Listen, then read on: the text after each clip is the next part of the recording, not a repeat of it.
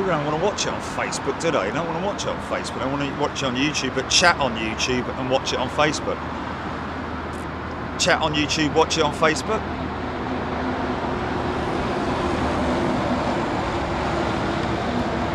Oh my God.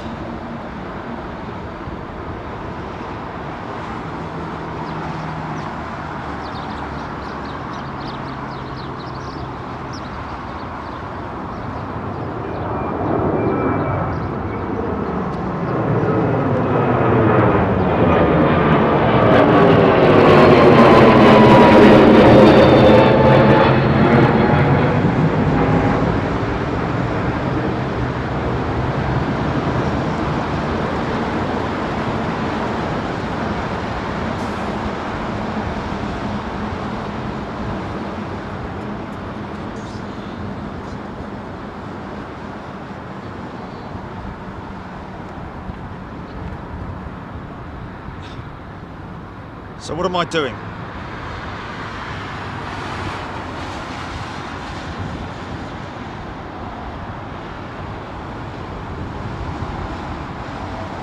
Yeah, and then it'll go off again. I think you'll find. Mine's still waiting for Big Jet TV.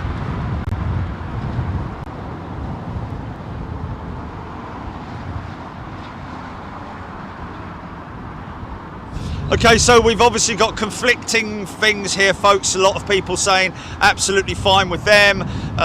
To be honest with you, the majority of people saying it's fine with them. A few people saying that they're having issues, which it's nothing to do with us, folks. It's a YouTube issue. We're absolutely fine our end with the technical side of things. Everything is fine. It is a YouTube problem.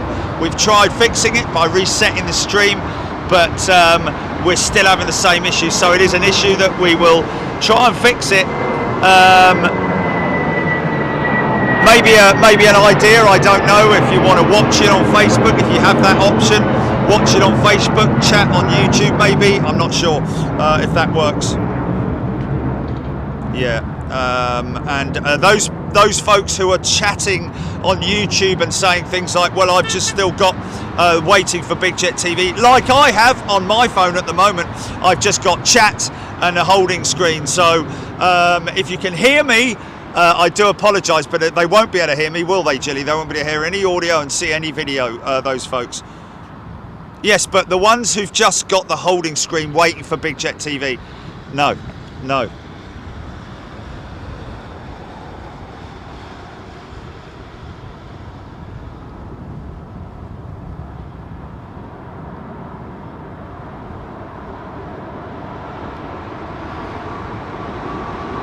Yeah, that's going to randomly happen, isn't it? I think it's a...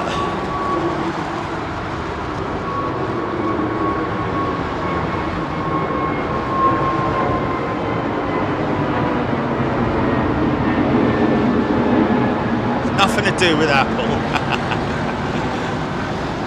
God's sake. Now mine's come on, you see. Now mine's come on my phone. I think that's what's going to happen. I think it's randomly going to happen, actually, where it's going to...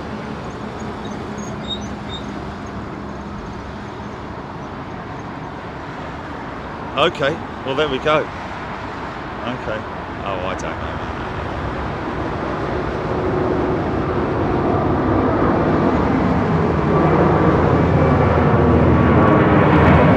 Straight down the middle, man.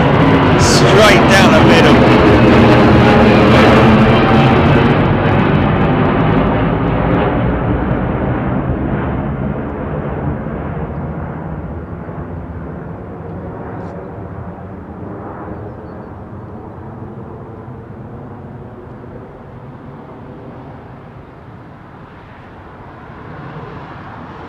Yeah, look at that back shot, man.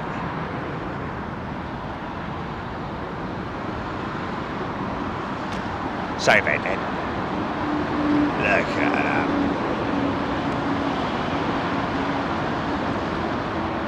Big British wing. Well, actually, I dare say there are components within that wing that are probably manufactured elsewhere. But primarily, those wings are assembled and built here in the UK. Airbus wings. Broughton. Okay, let's talk planes. Sorry, folks, if you're still having technical issues. It may all of a sudden work. Oh yeah, you see someone saying it's gone off again. Yeah. Oh, man, listen, we're going to have nothing in the chat, Jilly, but people saying, no, yeah, that. Sailor Mike, all good, great picture as usual. Virgin 350X, like the X, the 1000. I think they should use that X a lot more. Because the 777 sort of like, you know, they've used that X and it is X.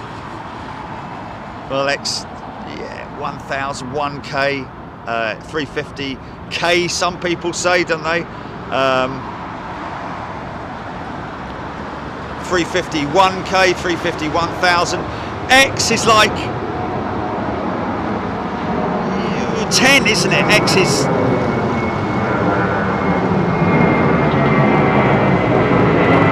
Roman numbers, the X is 10, isn't it? I think.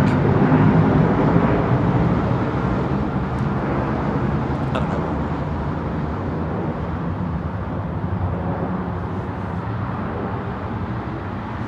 Yeah, folks, if you still have the waiting page and you can hear me talking, then just be patient because it will suddenly come on.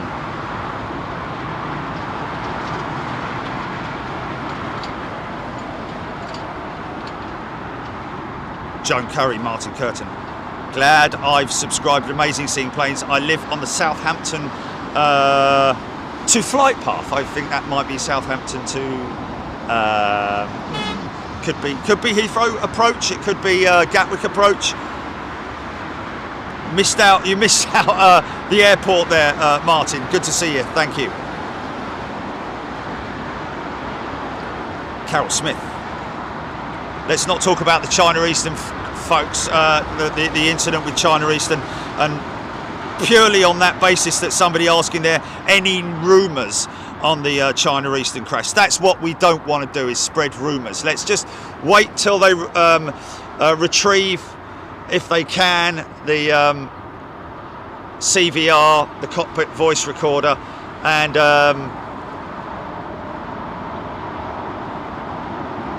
the flight recorder as well, just to determine, you know, the best they can. I'm sure Boeing are all over it. Let's not. An investigation's obviously going on. Let's leave it at that. I think ongoing investigations. Right down the pipe today. Right down the pipe.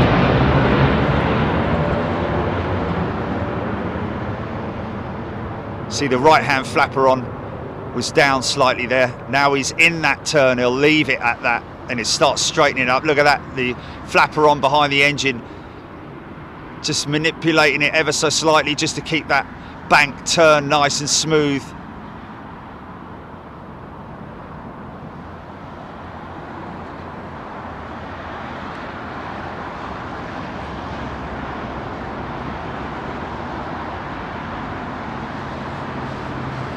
Rudder's quite hard over, isn't it? No, it's not. I think it might have been a optic illusion.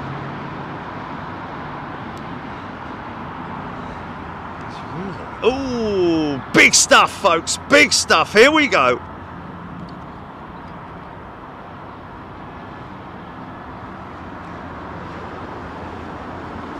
Acrobound.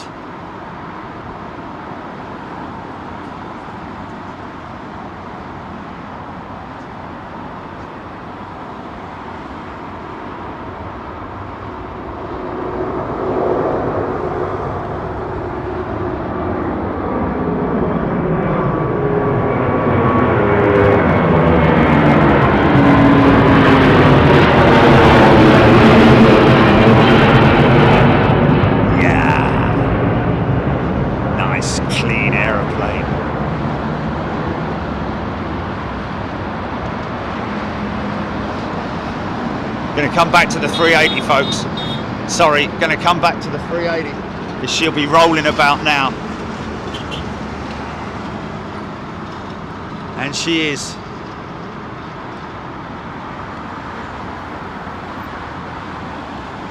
Bring it on!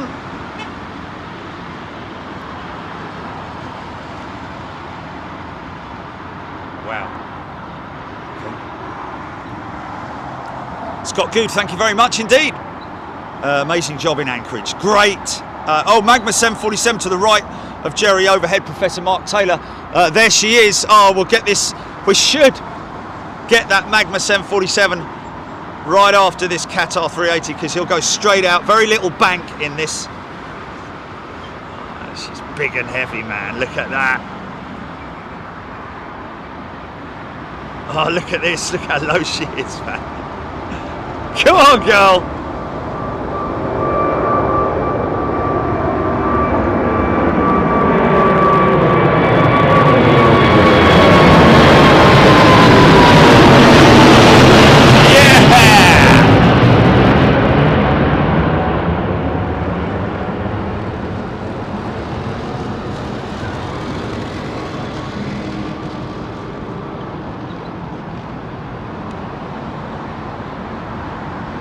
Outboard ailerons, man. Look at those outboard ailerons right at the end of the wing.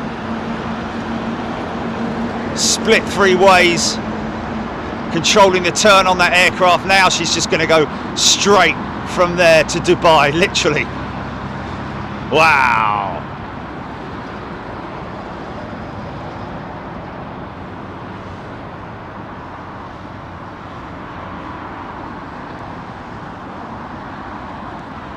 Oh, we missed her. She's going too fast.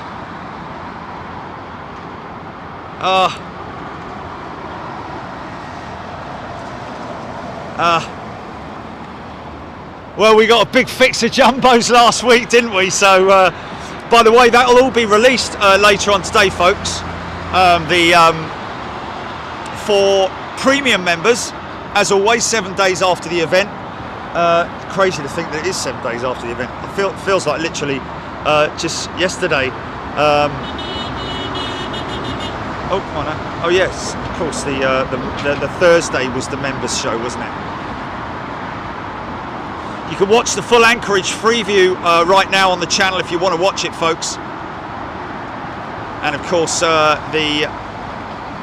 think we're hearing that YouTube has fixed itself, folks. Apparently.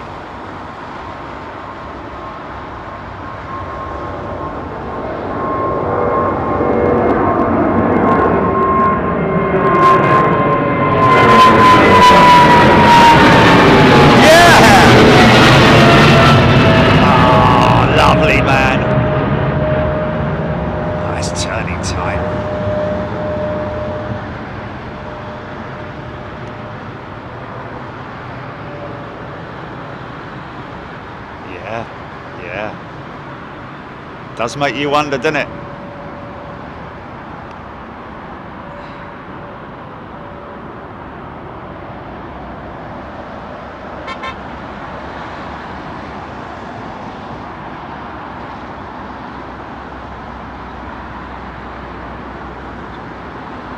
Tangiers? Sorry, I missed that magma jet. Oh, what a shame. Always look for a jumbo jet, never ignore it. Colin Wrighton is a new member. Welcome, Colin. Good to see everybody. Hope everyone's got their feed working now. Jeff in Mass just got his Big Jet TV mug. Get that coffee on the go, Jeff. Might even put a little. Oh, come on, get up there, son. Get up there.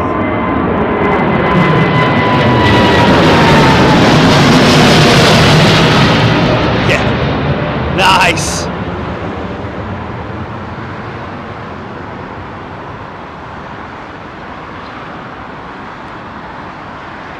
Caught the Bamboo Dreamliner. What a great shame. I think a lot of folks might have missed it on YouTube because we had to stop the feed, which ironically enough we didn't actually need to do that in the end, did we? It was not really, but you've got to try it, haven't you?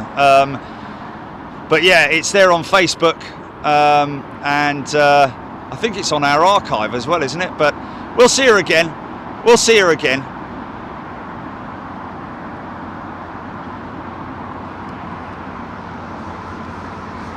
Oh, we got a little.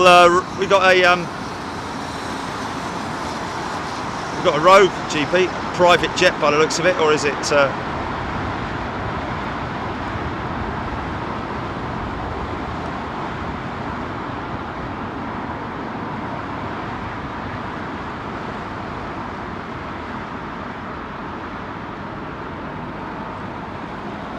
Oh, cool. Tom Collins is on a BA flight on a 777. Where's that? So we got Colin Wrighton. Vision Thing. Welcome back, Vision Thing. Rob Ashplant, Magma 747 east to west. Assuming we are not fed up with 740. Oh, there's another one. No, we got the east to. We tried to get the east to west, didn't we? I think you might be a bit late on that one, or even. Oh no, actually, hold on a minute. It's me on the comments. Sorry about that. Oh dear, oh dear. Sam Castriata, Sue Cruz, James Doink, Roger Breaker. Do you think the planes sound different when it's cloud-free like this, Jerry, or not? You know what? Definitely, I have to say, atmospherics do make a big difference to engine noise.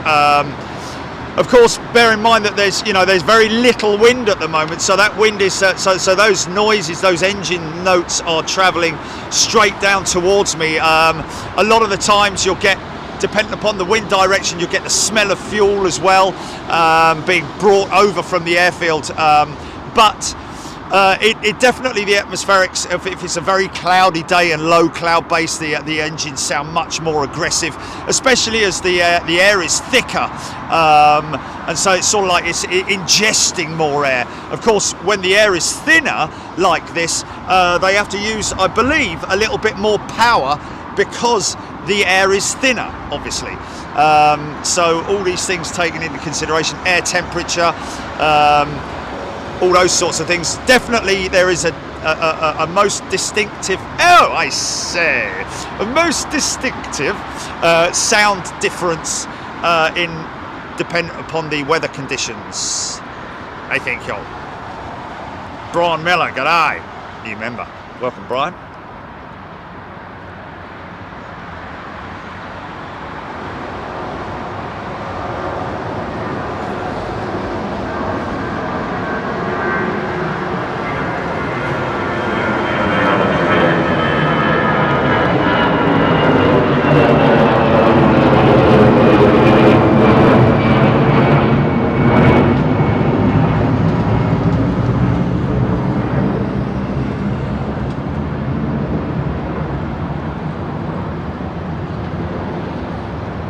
Love spotting in Ireland, man.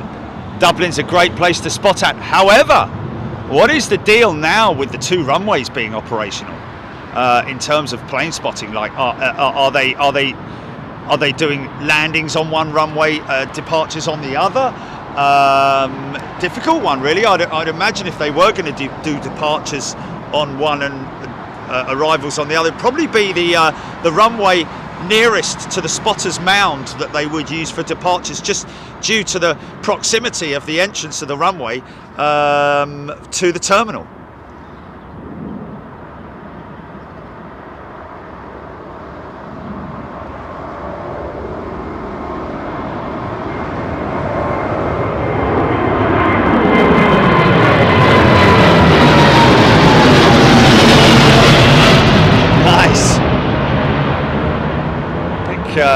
British Airways gone through a recent washing campaign. Their jet's looking really clean, but you know, it's only when you get up close to them that you see like I did see on my outbound Virgin jet.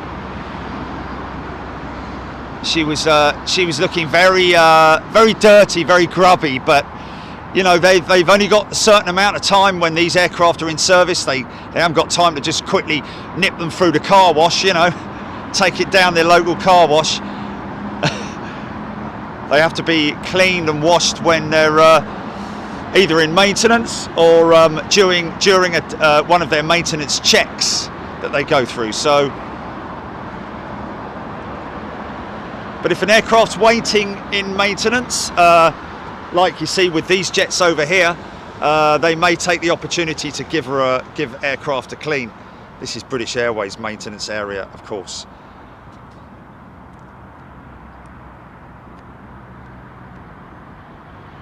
Oh, okay. So Hodgie is in Dublin, and he's hearing that apparently the. I thought somebody said the other 5th of Airport.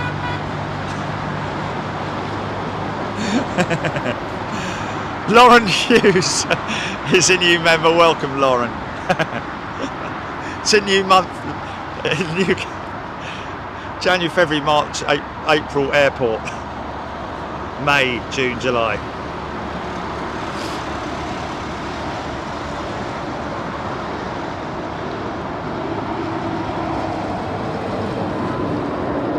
This is the standard built-in lens on this camera, folks.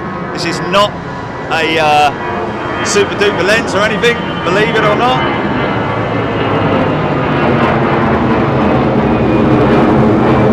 GF6 in from Berlin, Philip Hart saying. Thank you, Philip. That was that private jet, I think.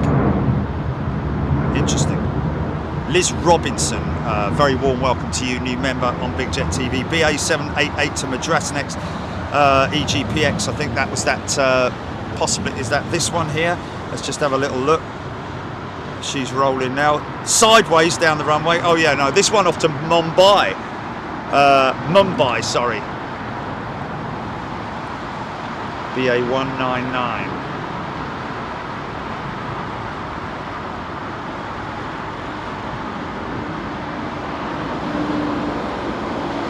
You said something's open now from. You went, oh, something.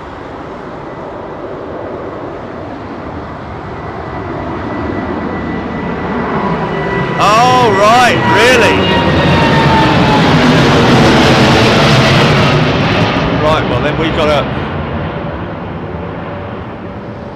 got to first of all speak to Manchester Airport, and then speak to our friends at the local council, and get written permission, like we did last time, to trim that hedge on the south side of the runway.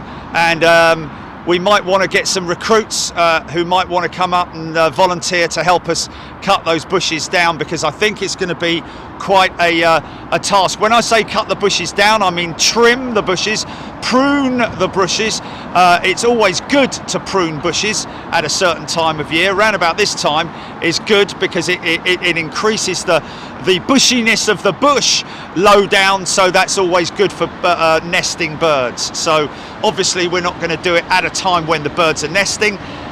We need to be very careful about that. If we missed our slot, then so we do. But south side at Manchester, yeah, a lot of people, thousands of people who have been with Big Jet TV for a good couple of years now won't have even experienced Southside Manchester. In fact, what we should do, Jill, is we should put a video out, shouldn't we, of a good Southside Manchester. Yeah.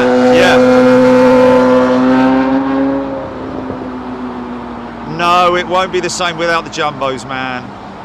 But we'll still have the A380, we'll still have the 777s, the Dreamliners, you know, even a Mad Dog. If one, you know, we had a Mad Dog going out of there. In fact, that's the one we should put up, Jilly. Was it MD-83 Mad Dog at Manchester?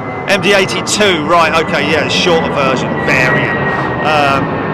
Yeah, might want to check that one out, folks. Crank your sound up when you when you play that one out. That's for sure. So it looks like a little Swiss 220, I think, is lined up now, outbound to Geneva. Welcome everybody. I hope you're doing well. How's your week going? We're halfway through, eh? Well, that is for people who just work the 5 days. Maybe some people working at the weekends, of course. That's why on Big Jet TV we will try and we always try and do Sundays, because we know that, you know, I know a lot of people work on a Sunday, but I would have said statistically less people work on a Sunday compared to a Saturday, or am I completely wrong there? Because on Saturday or Sunday? Yeah, there we go. Yeah, there. Yeah.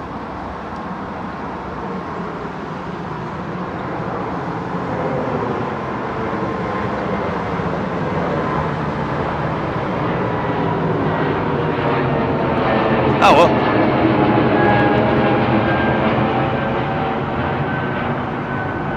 See the undercarriage tucked up underneath. It's oh.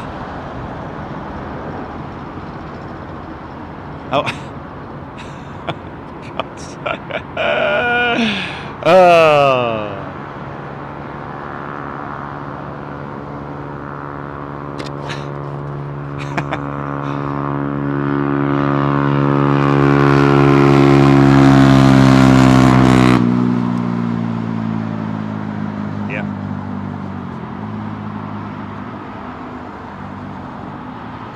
Good thing is that this time we'll obviously, you know.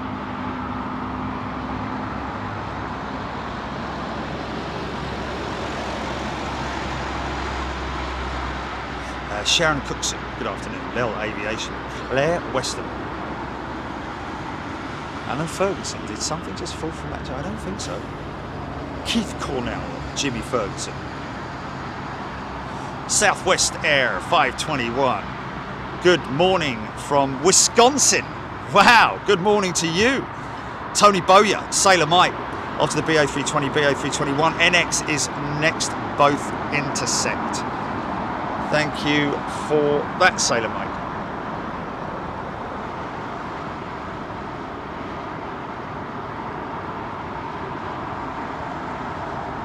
El Al Dreamliner.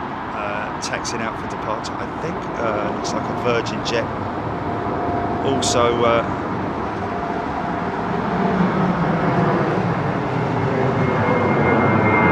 yeah, folks. I mean, if we can, it would be, you know, I appreciate that a lot of people obviously have ailments and health conditions, but please, if we can try, if we can, to just keep it aviation related, just purely from the point of view that there's a lot of people who are watching, and you know, best of health to everybody, of course, and we wish you all the best. But we'd rather try, if we can, if it's all right with you guys, just to keep it aviation related as much as we can. I know I do drop off topic every now and then, so I'm just as much to blame.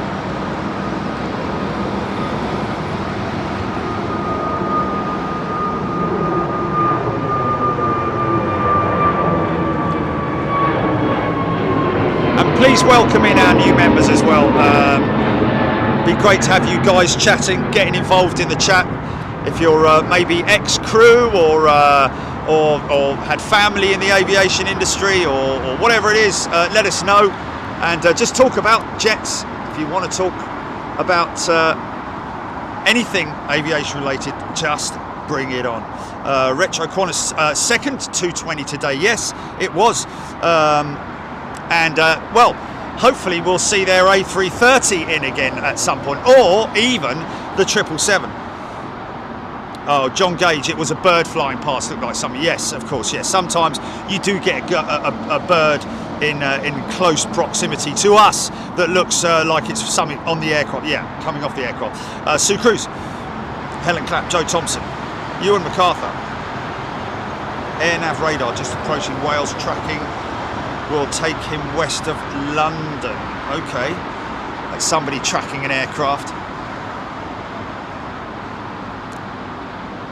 Chris Yates, Moss Isley Spaceport. I think that's where our man from Wisconsin's from, possibly. What's that, GP?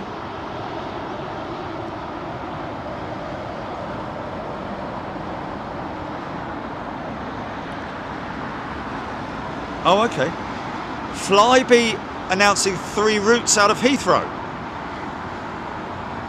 Oh, okay. And when's that starting? Summertime?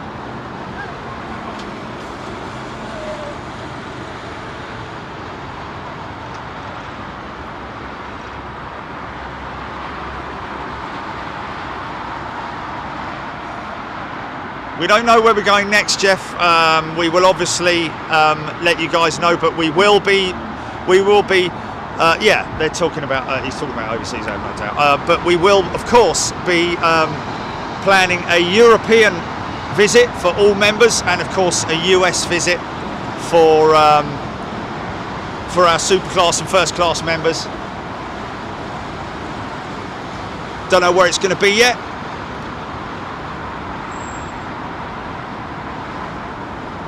Or where they're going to be yet. Huddersfield Tim, yes, you're right. The Manchester pub, the airport pub, does have an upper terrace now, a rooftop terrace viewing area. Or did I dream that? No, you didn't dream it.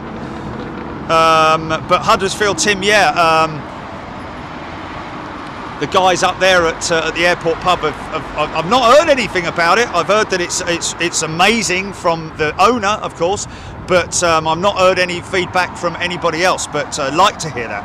Simon McHale is a new member. Welcome, Simon.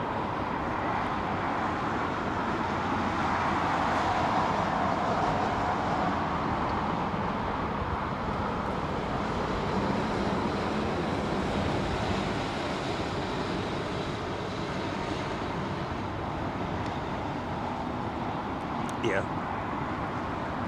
Patriot 007. Very hazy, man. Very hazy. I mean, Viz for us is. Oh, nice, nice. Air Canada Bandit 777 coming out. Oh, let me just get a quick shot of him because he looks good. Oh, bloody true.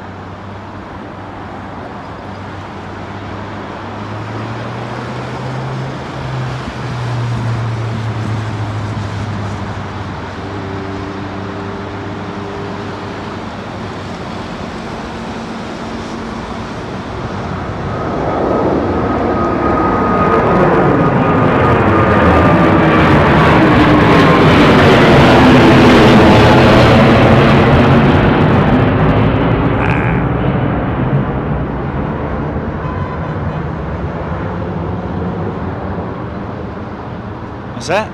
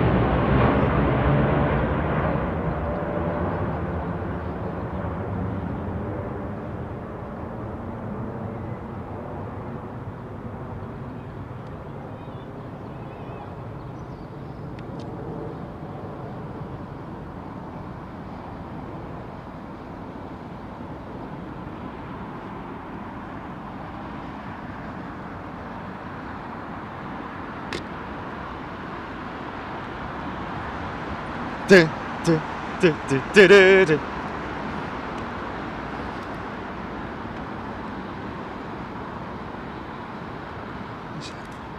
Blimey, that is so hazy, man. Wow. Oh, that's a shame. Where is that?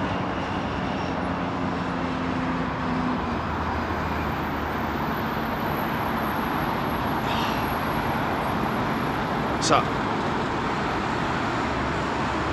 What's up? Oh, right.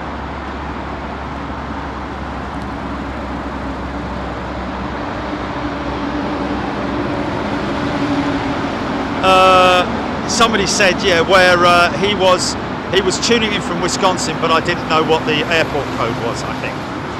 And I read out something that somebody said at the airport. I don't know. Oh, is it? Oh, okay. Oh, okay. Ewan McCarthy.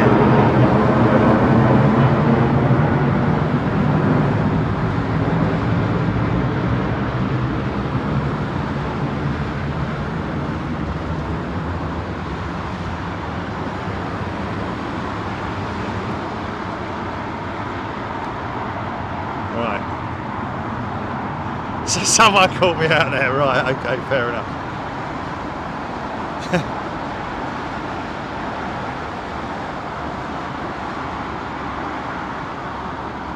What's not showing up on flight radar? What's this? Flybe Loganair celebrates their 60th anniversary in February. They are the largest regional airline in the UK. Jeff in Massey, thank you. Liverpool fan, 67. Hayward Steve. Roger Slater, some changes to the summer schedule this Sunday and Monday. Thai will be using 787s on the evening flight. Avianca will return also NEOS Boeing 787 on Sunday and Monday, and return of South Africa 330s. South African Airways 330s, yeah. Now that's usually a morning and evening. I think they usually go out around about 5 o'clock, don't they? The South African jets. Woman like you, no good for me. Sorry.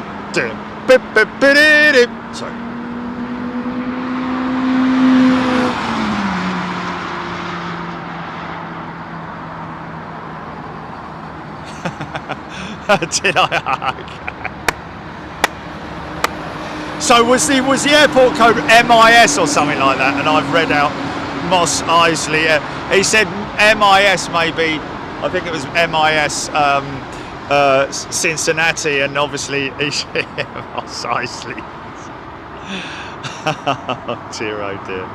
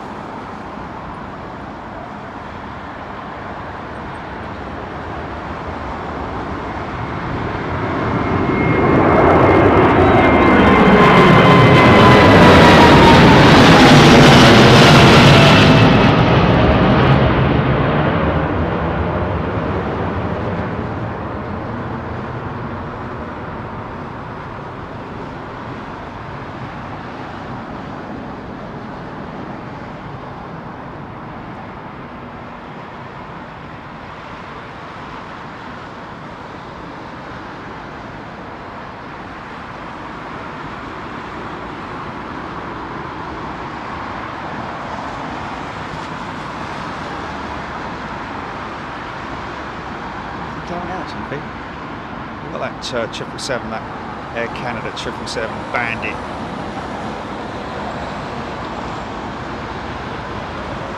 Nice, Qatar 380 on radar, folks. Sorry, it's a bit hazy, fantasy here at the moment.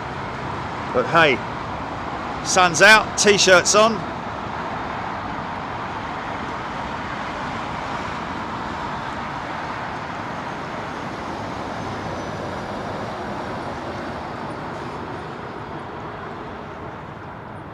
John Grinham, great looking jet from the back, the 787. It is, isn't it? That's where you really get to see that wing profile. Ian Morrison, loving the banking shots, thank you. Spoon Meat, Sam Kestriata, Chris H. Sharon Cookson. Oh dear.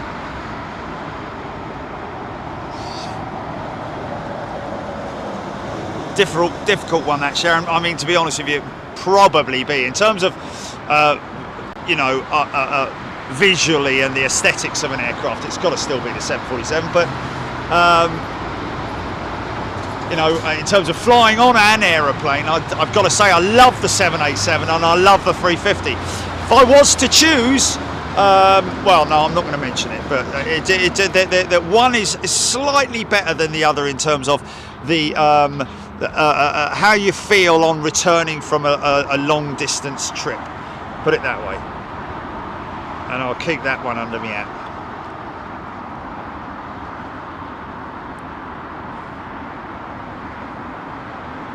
Mark Garner read that Manchester starts getting a Qatar 380 soon. Yeah, there was something about that, wasn't there? That'd be a proper scoop, that would. Mumsy Ali in the paddock today, indeed. Rusty T. Is that?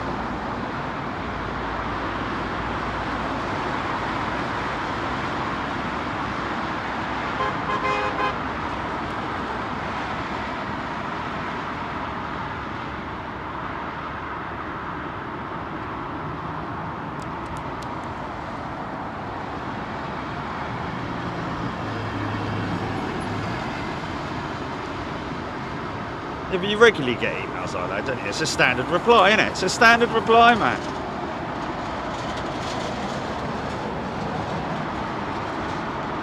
Make one in your notes and keep it there and pin it.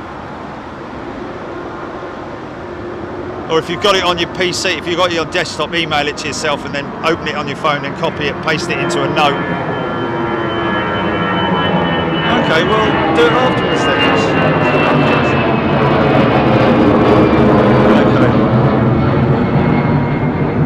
What's their name? What's their name? What's their name? Can they hear me? They can't see me or no. Okay. All right. Little Aviation 787 looks better. Nicer than 350. Yeah.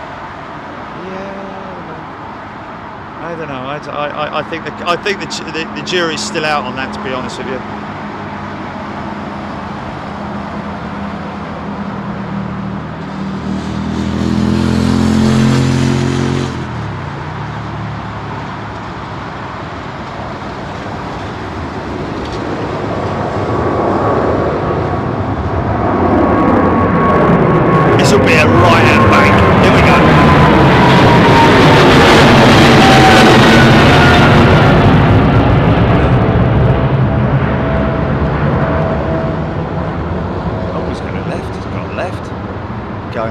Top.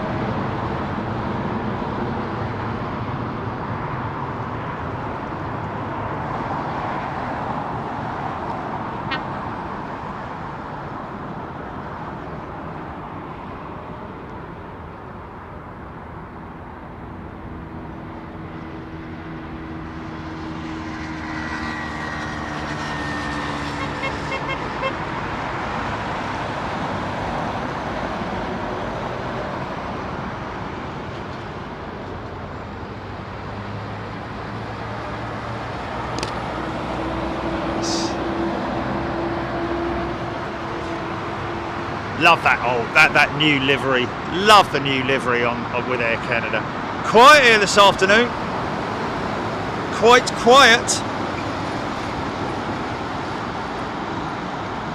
Mark Meeker, yes indeed, 787 was designed to reduce jet lag. Well, it's a known fact that with the carbon fuselage you're able to reduce the amount of pressurization inside the cabin, therefore making the air much cleaner and less drier, therefore, you know, just making it a better experience for anybody travelling on the aircraft in terms of, you know, dry mouth and all that kind of thing. And you know, it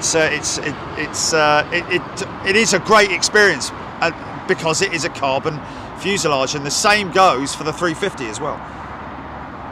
Harmic Vascanian.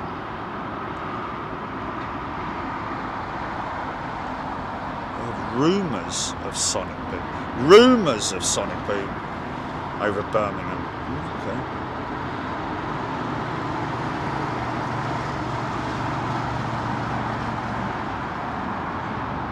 So a lot of people. Yeah, I think it would be probably a split 50-50 vote with the 350 versus the 787 in terms of aesthetics, the look of the aircraft. I really like the A350, the 787-1000 as well, or 7810s, should I say.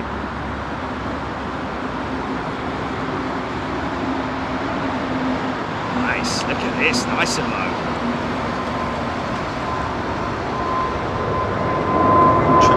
to, huh? Yeah!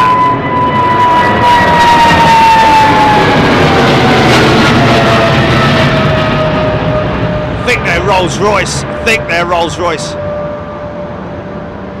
Oh, I don't know though.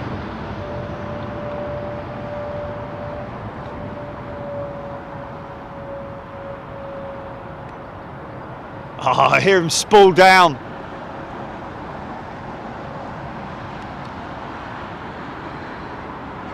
Just can't see that.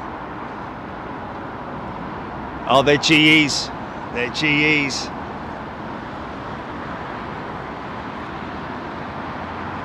Look at that turn.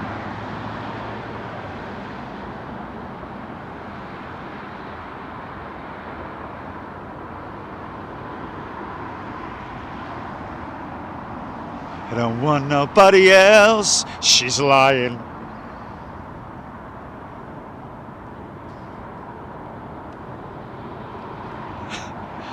Oh, Jimmy Nail. Yeah. Keep on fucking at the door.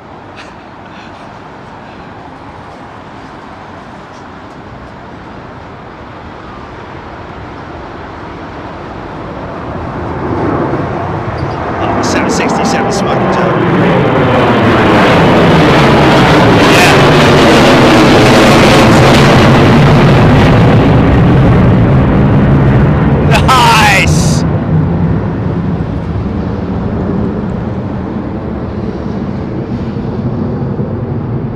Oh, look at those smoky Pratt & Whitneys, I think.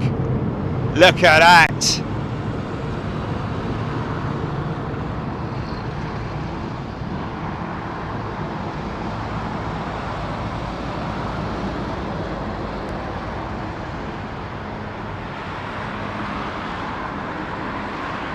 She's lying.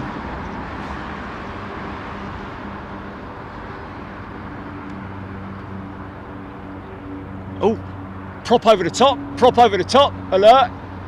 Sounds quite big. Not gonna catch it, man, no chance. Sounds herky, sounds Herculean. AN26, is it? There's your Qatar's 380 folks, a few more minutes. Where's it heading? Amerijet to Miami. 767, Jeff in Mass, thank you. John Grinham, nice livery, 767. A26 over his house. Okay, so east to west, Jenny, did you say?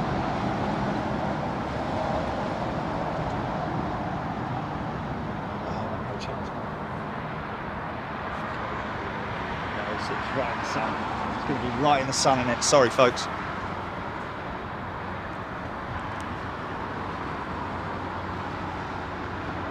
Keith Cornell, did we see the ITA Airbus here last time? I think we might have done, you know. The 320, wasn't it? Or is it? Yeah, the 320 CEO.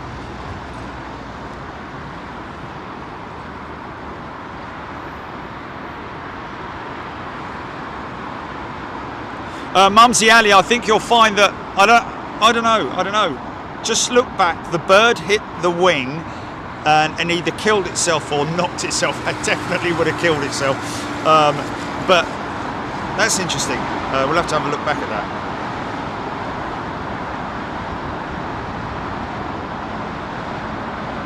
Sailor Mike Qatar 380 taxiing.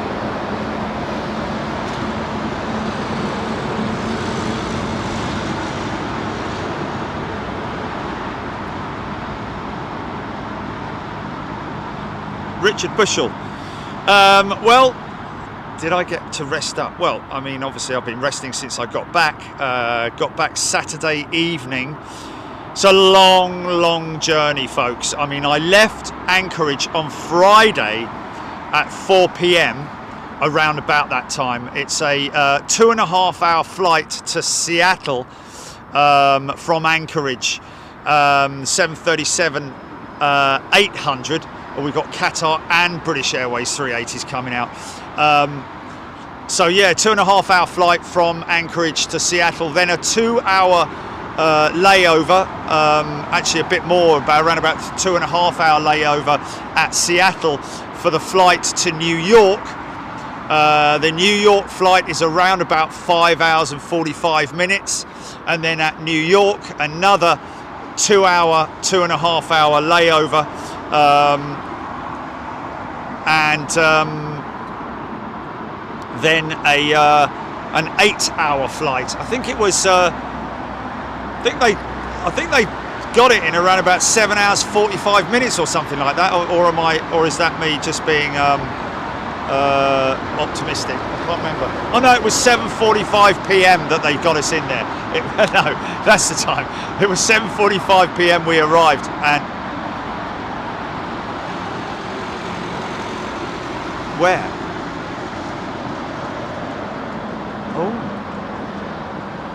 Oh, really? Okay.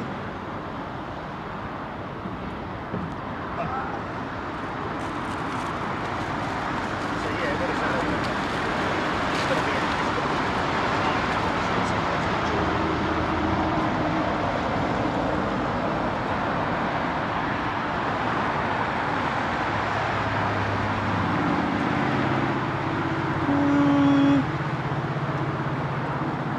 350-900 is bigger than the 787-10? I don't think so, Aviation. I think you look at the dimensions of the 787-10 and the A350-1000, they're very, very similar in length, cabin width and passenger capacity, I think.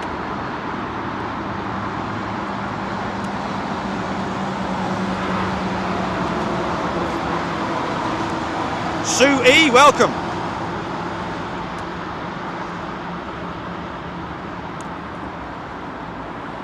Tom Collins, I'm sitting right next to a massive GE90 115B starting up. Where, Tom? How dare you?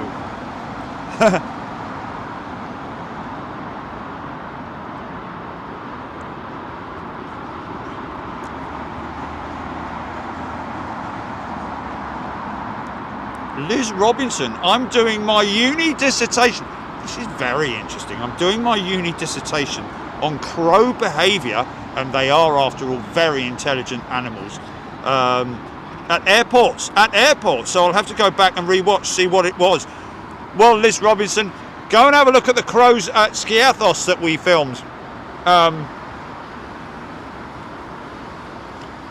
Using the runway or the taxiway as to break open the nuts or whatever it was that they were dropping from a dizzy height. And to be honest, in terms of behaviour of any bird at an airport, it's just like anywhere else, isn't it? You know, the crows, well, it's a bit like any animal. You show it something and it'll remember it, you know, and so if you keep doing it, it'll eventually get into a know that, oh, that guy's going out there to fire his gun and he's going to throw up a load of stuff and it's going to scare us for 5 minutes. We'll all fly off and we'll just hang around and then come back after he's gone, because that does generally happen, and that's why these guys at airports have to continually monitor what's going on the airfield in terms of birds of prey and crows, starlings. Of course, there's a lot of starlings at the airports, but also anything that gets hit on the runway, even the smallest of bird, could be an issue with being ingested by an engine. But also bear in mind that anything on the runway would also be rich pickings for a bird of prey as well, or one that just scavenges, you know. So you've got to get rid of these things. But that's very interesting, Liz, and I hope it works out. The crow, and they do have different calls, don't they? The ones in Anchorage were very, very like. What's that, Julie?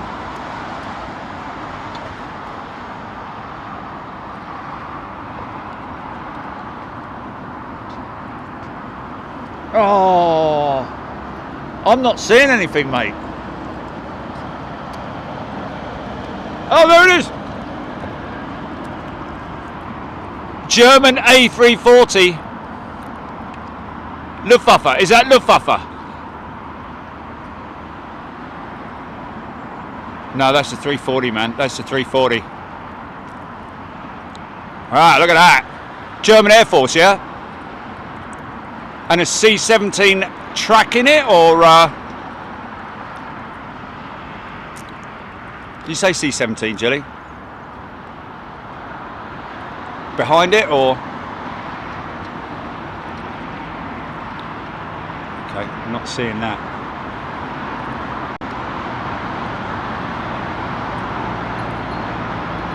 Oh, really?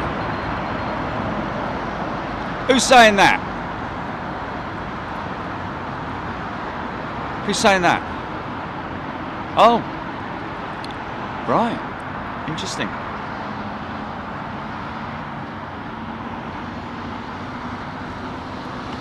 Nice.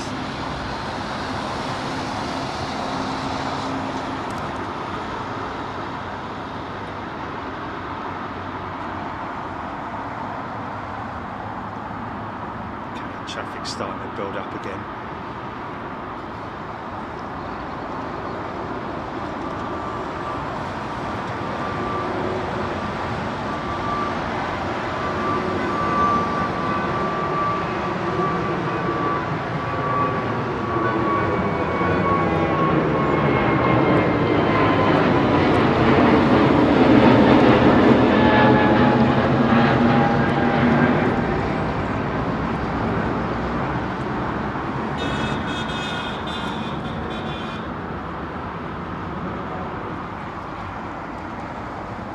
Yeah, Neil Ward talking about Anchorage, great shows in the snow, 747 and mountains made for great viewing. Yeah, some of those shots on the last day, man.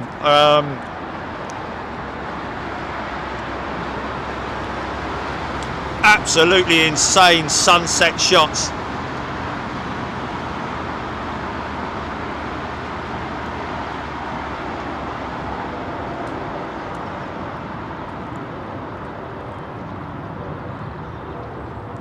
Oh, bird incident question was at 14:51 on the stream. Okay. We'll have to have a look at that. 14:51. Sue E is an email. Korean 747, 2 hours.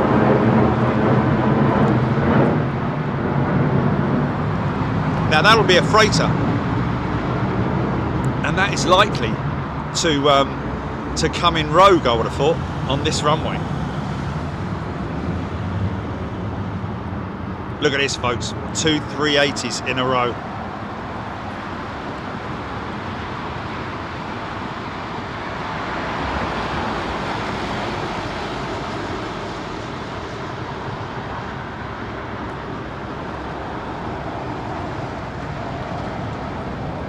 Wow, this is low, man. This is so low.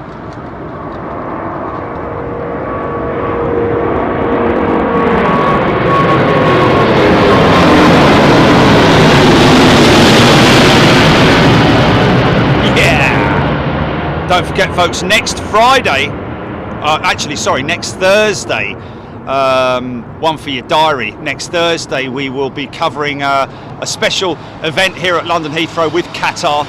Their A350. We're in the special anniversary livery, beautiful retro jet. We're going to be covering the. Was it Wednesday? Okay. Okay. I'll have to check that.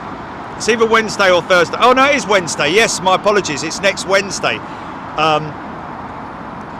So we'll be on the Hyatt at London Heathrow to cover the arrival of that jet, and also hopefully there's going to be a water salute there as well. So.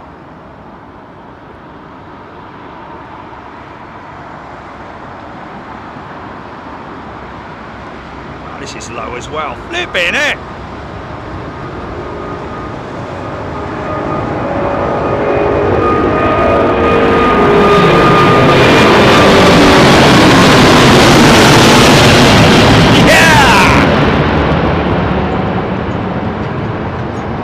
the only place we're going to catch the water salute from, Gilly, is on the higher. Who?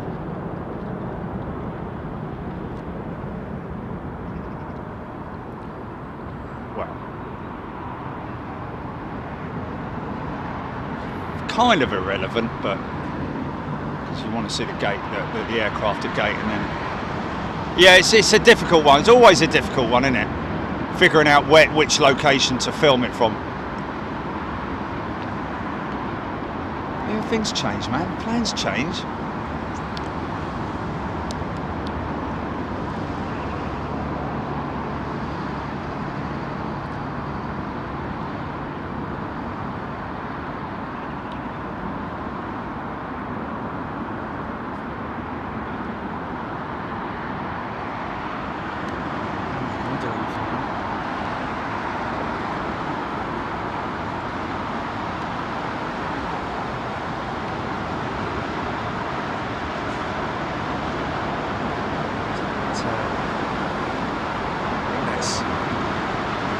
Japan Airlines 787.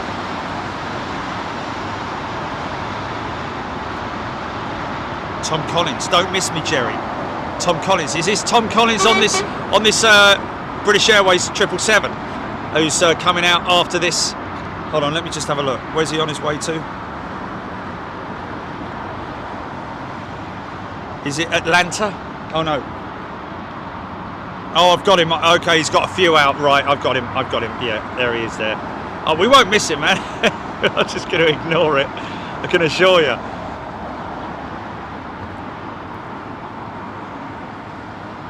This one going to wonderful Copenhagen. Followed by British Airways 777.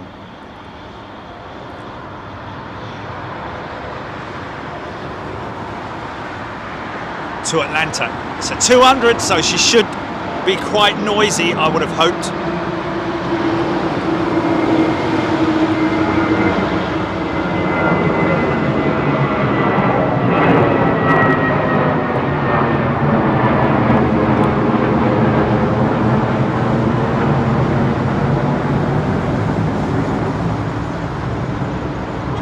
Yeah, we got you, Tom.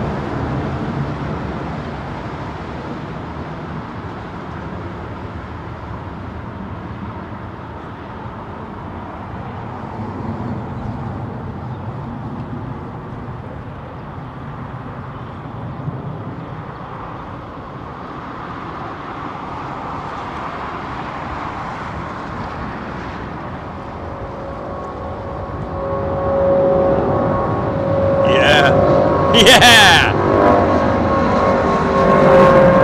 He's an angry.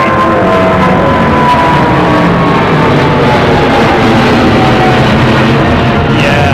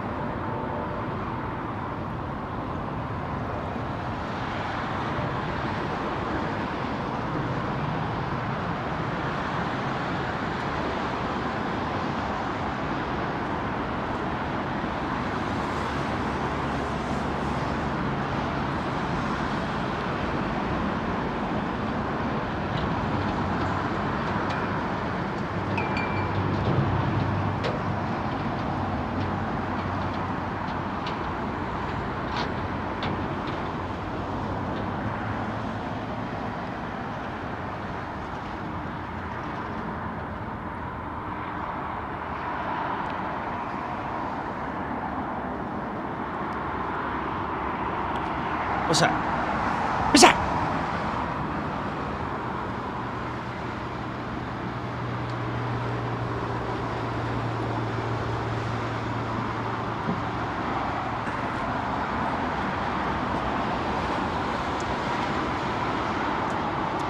Sailor Mike, full door, yeah. PT Aviation, good morning to you. Quinchu. Sam Castriata.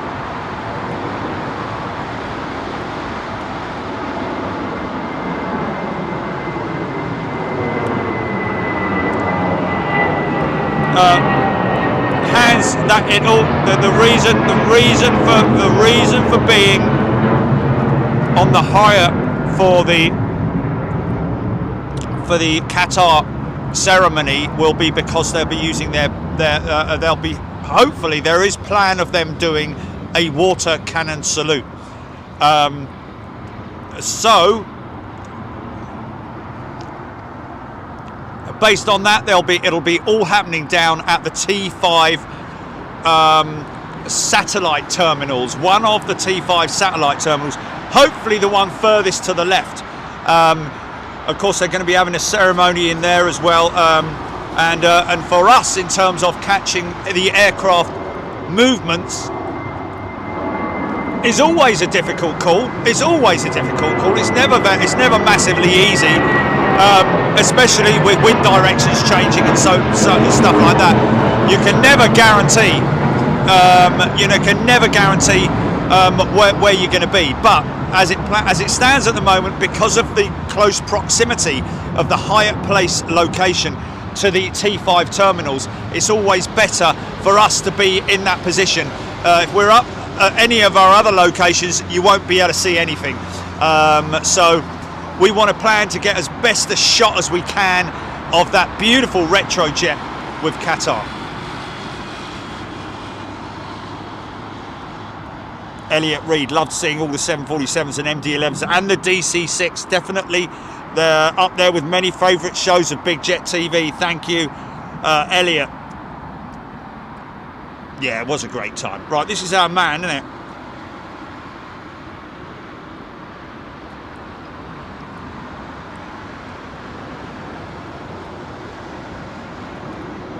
Bandit 99, KD 135 heading northwest over Guildford. Not going to get anything to the sort of like south west of me, folks, just purely because of the sun.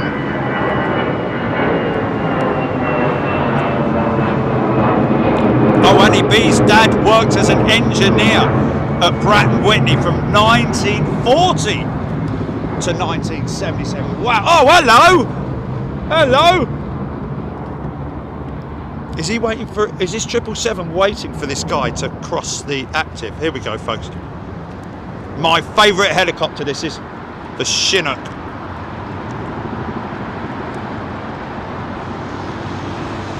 Oh no, he's going to hold. He's going to hold, I think. Or is he going to just divert around this eastern end? No, he's definitely...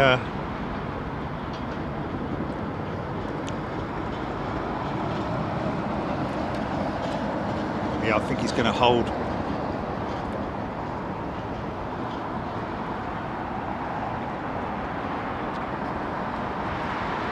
Okay, here comes our man.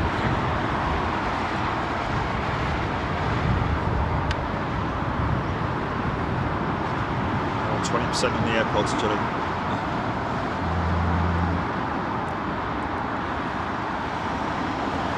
He's definitely in the hold, this guy.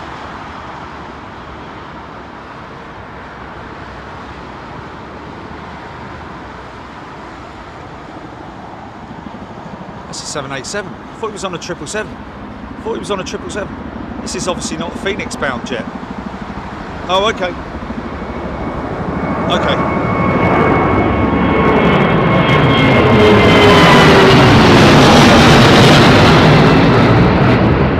Yeah. Then you'll do what? Send me a...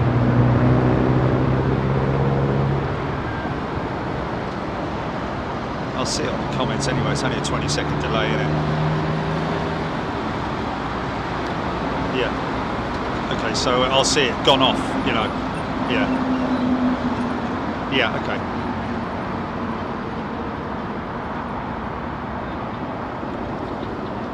Yeah.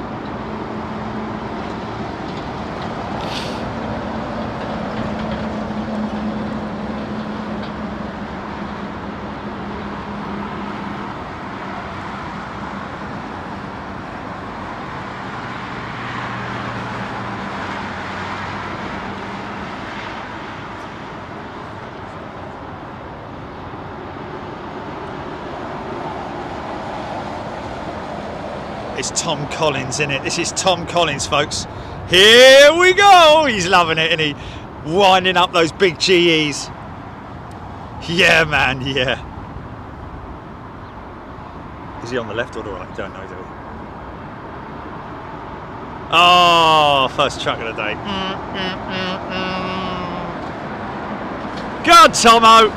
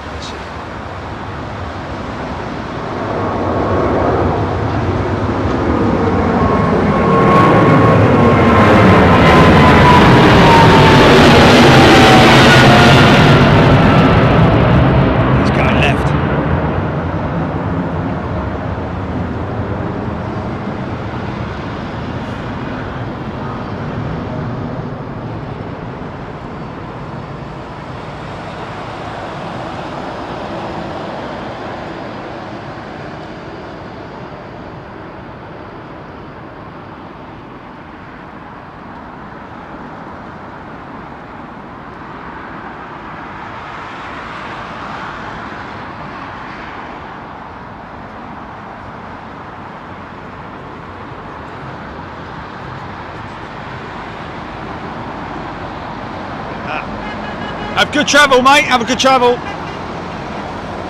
travel. Good flight, mate.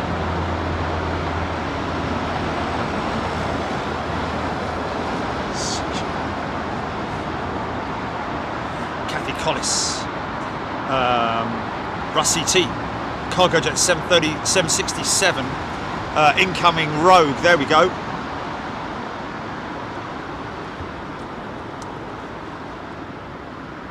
Curb appeal, thought from was a pilot. No, he's on board it. He wouldn't be messaging us on here if he was a pilot. Wow. Or drinking champagne in the lounge. Ian Shakeshaft. Good day to you, Ian.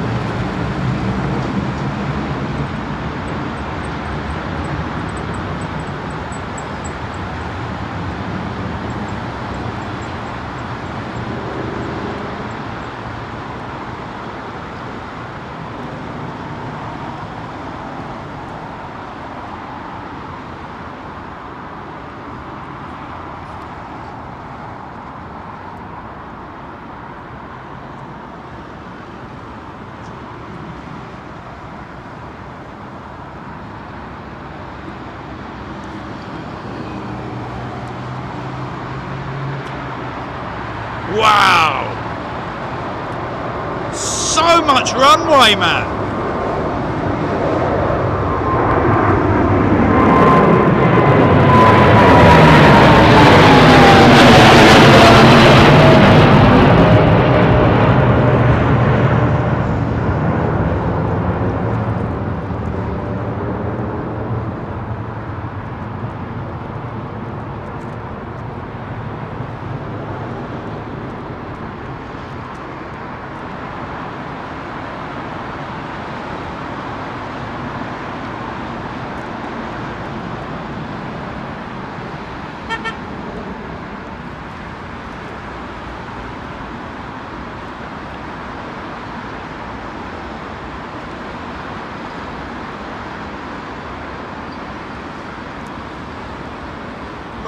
Hello. Free Philly.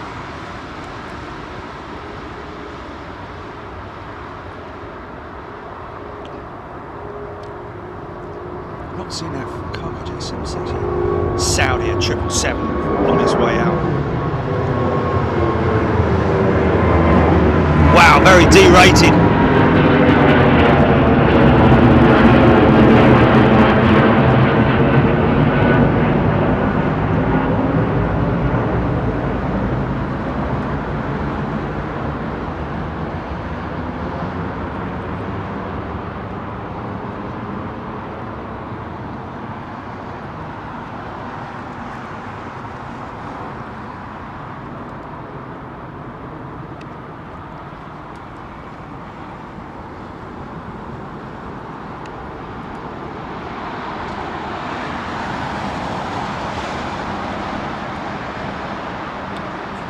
Tony McCall, yeah. Is he going the long way round? I mean, yeah. There's extra. I think it's an extra 3 hours on the flight time, missing those the Ukrainian airspace at this point in time. I think, and even sort of like Russian airspace as well, because they would normally fly over Russia, wouldn't they? But I think, yeah. Lel Aviation would love to see B8 order the A220. Well, who knows? You never know, do you? I think great to see them mix it up like Swiss Air with the 320, 321 and the A220. Of course, Airbus can offer it, can't they?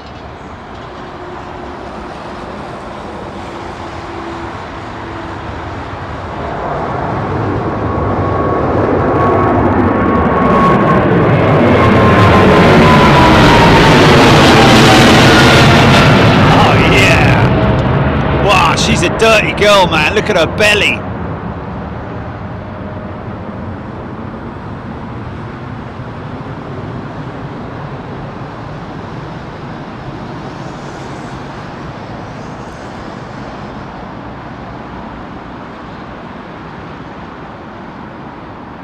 Rudder cranked over to the right, only slightly, just enough to sort of like ease that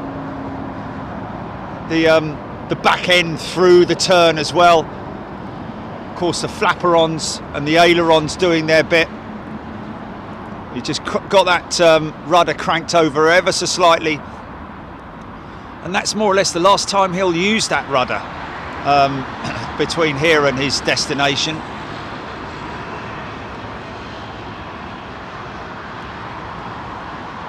Unless, of course, he goes into a very tight holding pattern or something like that over the airfield. But, oh, well, hello. Who's this behind me?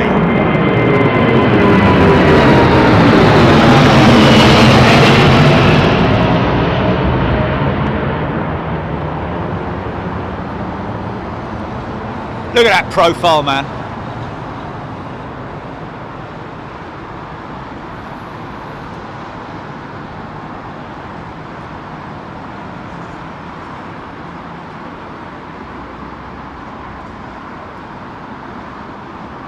Headset down, GP.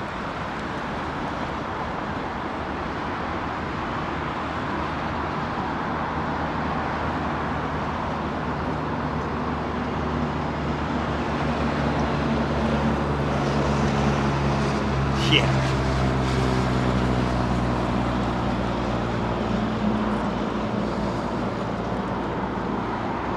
Stand by your man.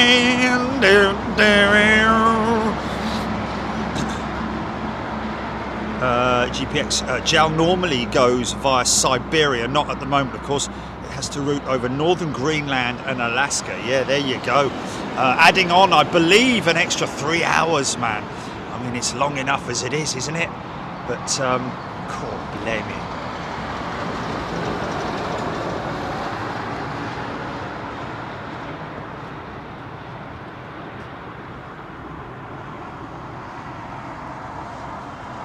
Liverpool fan, I might get that 777 off to Phoenix if it comes over Liverpool. Good chance it will. Oh, oh, oh, oh, oh, oh, oh, oh, oh, oh. There she is. I love that livery, man. Look at that tail. It's kind of retro. Love it.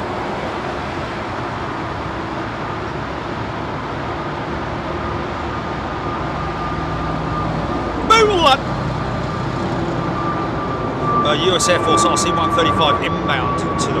Okay, a lot of activity at Mildenhall recently over the last few weeks, of course, and of course we will go up there and check that out at some point.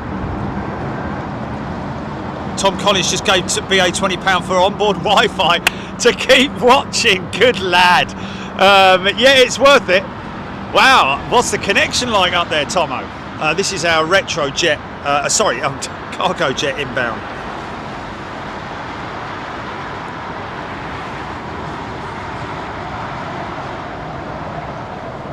Yeah, I've got to say, I do like that livery. I mean, blimey, it must cost a fortune to paint that thing. But hey, you know, it is what it is.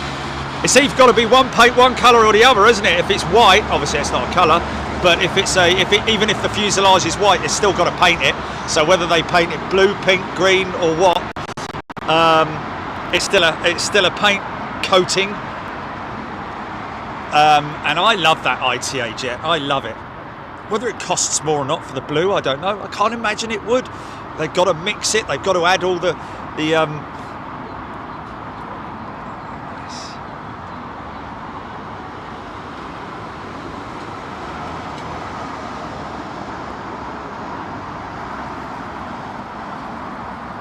767 freighter jet. He'll make a right-hand turn after touching down. Head straight for the cargo hub here at London Heathrow.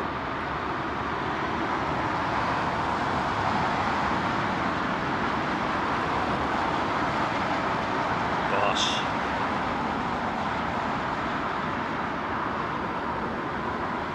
Right, we'll definitely get that ITA jet going out as well. Can't post wing view photos direct. Yeah, it's a shame you can't, Tom.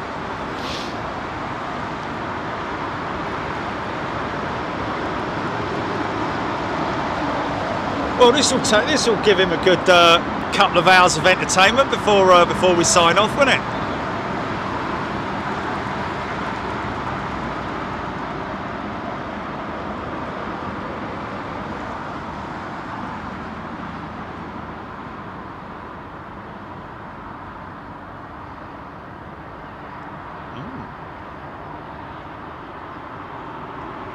Interesting. Chris H, yes. This is indeed Cargo Jet 767. Full livery. One of the aircraft that they probably painted pre-COVID, I'd imagine, because all the other jets that they're operating, well, not all the other jets, but a number of the jets that they are operating are just without, excuse me, without any livery. Much like the AVGEEK, some of them just have a tail livery, some of them just have Cargo Jet written down the side. But that pinstripe is very smart and very special. Do like that in terms of a freighter livery. In terms of any livery, I do like it. It's old school. Do like the old school stuff. A couple of big heavies taxiing out for departure.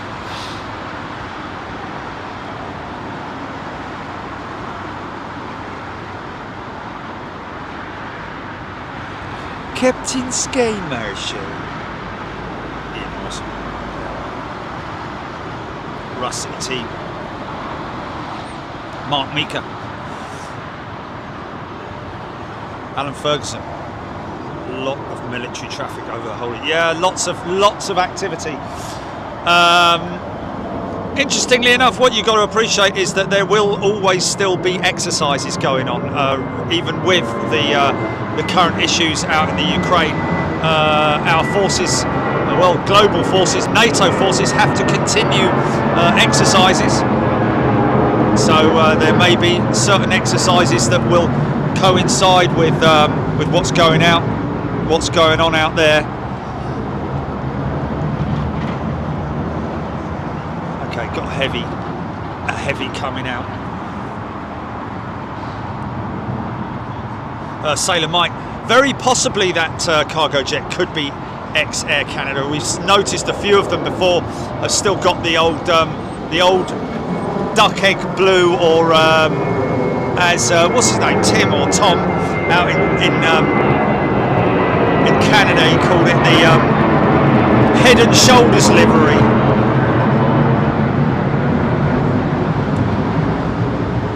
This one's rolling.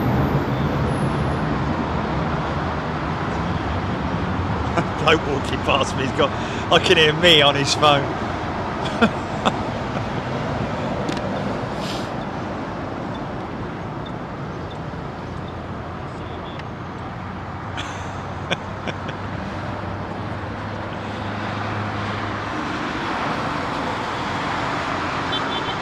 Very weird, very weird.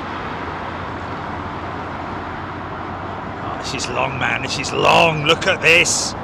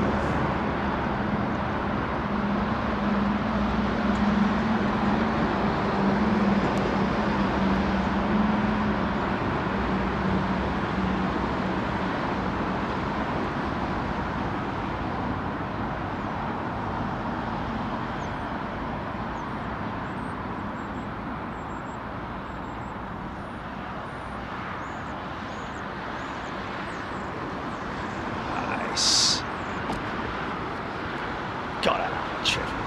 Gotta love the trip. Oh, sorry about that.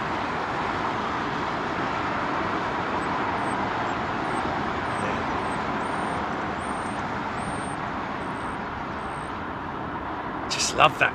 The pinstripe flag on the back is just, the colours are just that the way of doing a flag like that. They're lucky because it's just stripes and it's just the colours.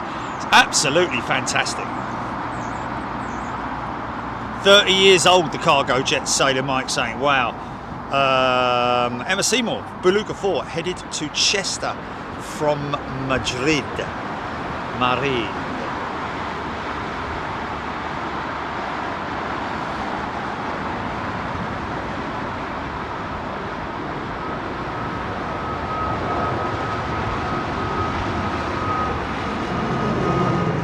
So that will be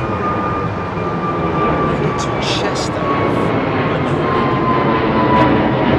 It's interesting. Chester from Madrid. So would that be because normally it's Chester down?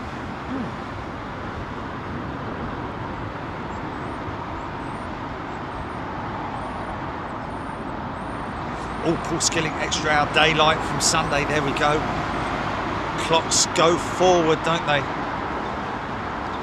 March forward, fall back. That's how I remember it anyway. Chris H, too right it does. Jeffrey Primus, proud to be Italian to see that livery. I think ITA have done a wonderful job. Completely moving away from the old Alitalia, which is amazing because Alitalia has been around for many years. Of course, looks some beautiful old retro stuff of Alitalia from back in the day. But hey, it is what it is. The airline basically was very badly managed, we believe, from reports financially. I think they just eventually went bankrupt, sold the airline to ITA, which is a great move.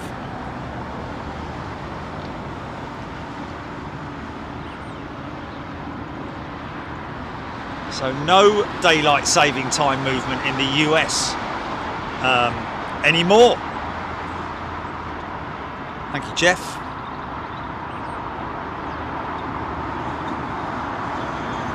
Rick Van Noort, Delta just took delivery of their first 321neo. Yes, read about that a couple of weeks ago, about the preparations for that, and many more to come, I'd imagine. Was that a decision between that Delta had to make between the Airbus and the Boeing jet?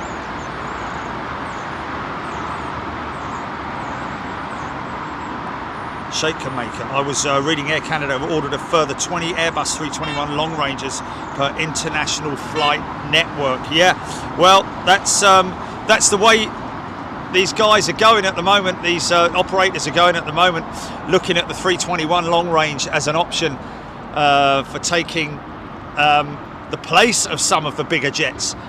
But all based on passenger demand, isn't it, at the end of the day?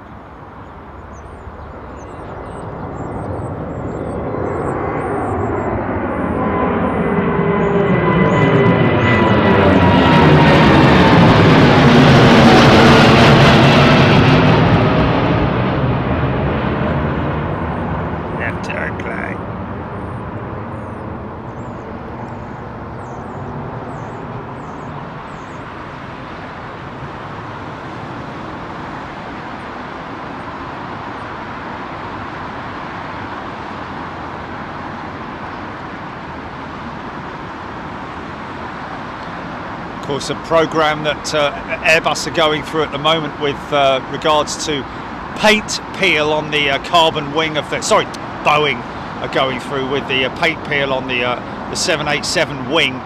Really interesting to see when I flew out to Miami on a Dreamliner, and to see how extensive the paint peeling was, with the patch repairs as well, quite visible. First 330 of the day. A big old undercarriage, mate. How long it takes to get up.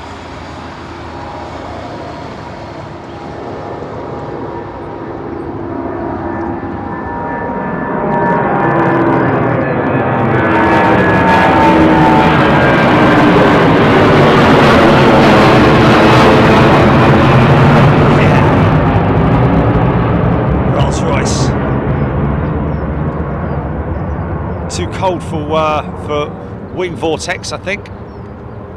Well, at this altitude, anyway. Normally in the winter months, or in the cold, or in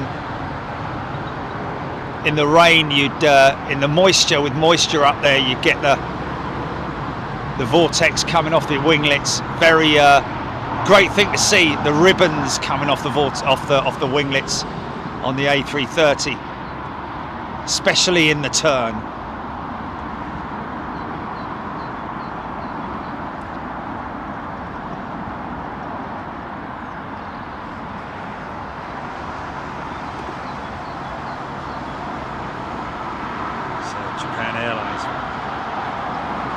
Even a 777, look at that. Oh, that's a 777, folks. It's a big aeroplane, the 777. Look at it, sat next to the 380. T. Harry on Me 55 is a new member. Welcome. And welcome Speedbird 17, a new member on Big Jet TV. Welcome back, folks. Good to see you here.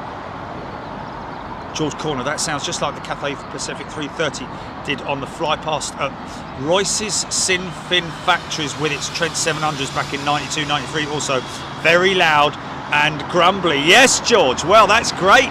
That's great feedback, I have to say. Good for me to hear. It's good to see that the position works and the audio works well.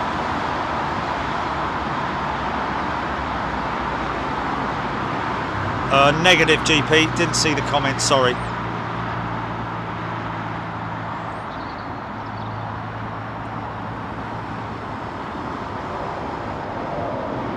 Send it to me on WhatsApp, Julie, as soon as you do it, and I'll just keep WhatsApp open. It's the best thing to do.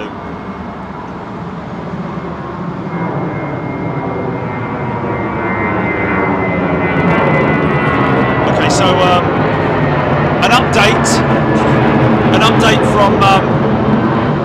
Ian Blackford on Twitter. It now seems the paperwork is in place. I'm working with Scottish Government and DNI Pro Kids and Virgin Atlantic to ensure these children are brought to safety in Scotland. I'm hopeful of a resolution soon, and that the flight can happen in days. Oh, okay, so this is today that it's supposed to be happening.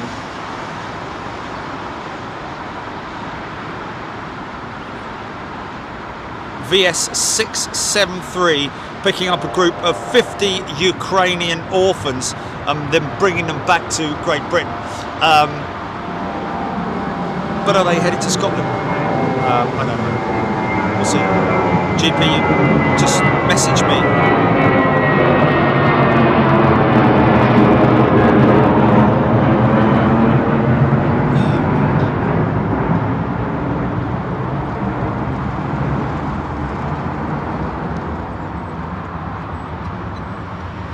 Oh yeah. Sorry about that.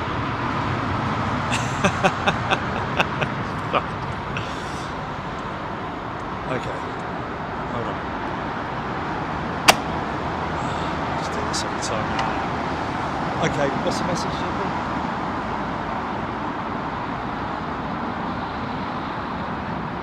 Hello? I'm trying to talk to you on the phone. Can't hear you on the phone. Okay. Oh, it's difficult, man. It's difficult. I miss it and then it's gone, isn't it? Then I have to scroll and then you ask me about 2 minutes later, did I see it?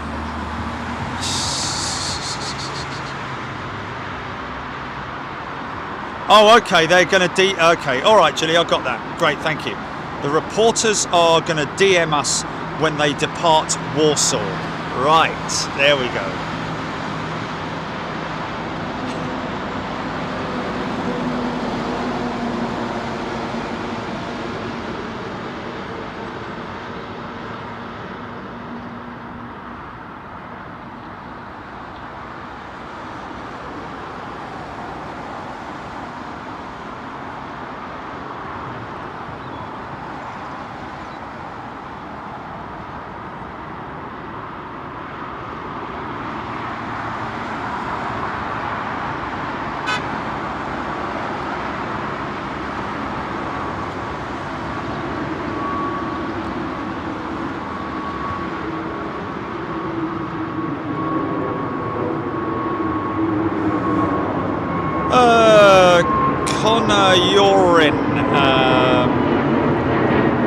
Not sure.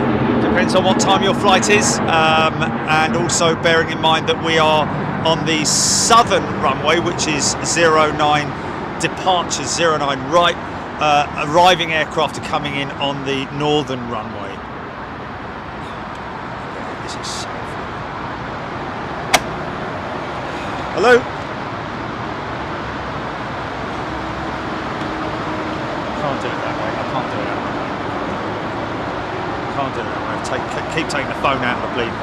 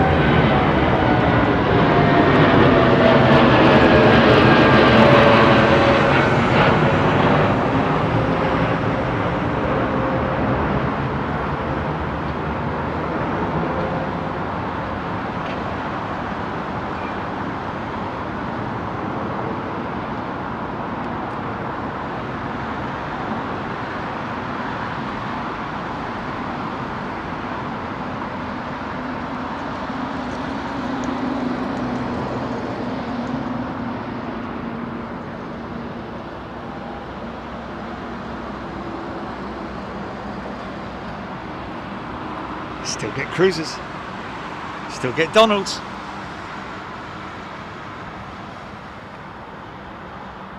So hazy, man.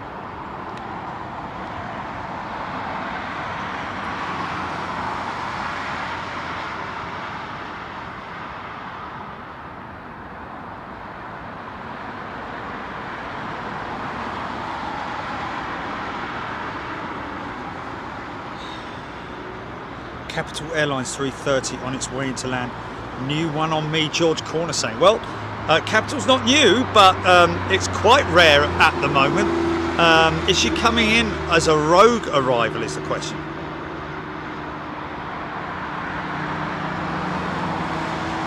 Looks very much like the Hainan and Hong Kong livery, all part of the Hong Kong group.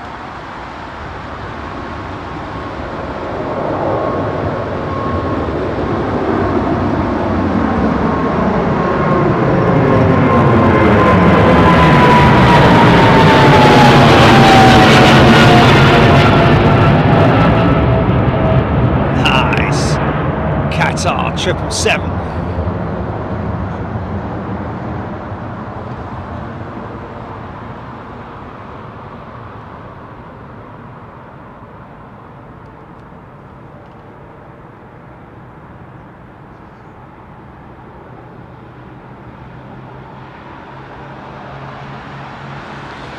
Of course, a great shame that Qatar and Airbus are locking horns in court at the moment over the issues with the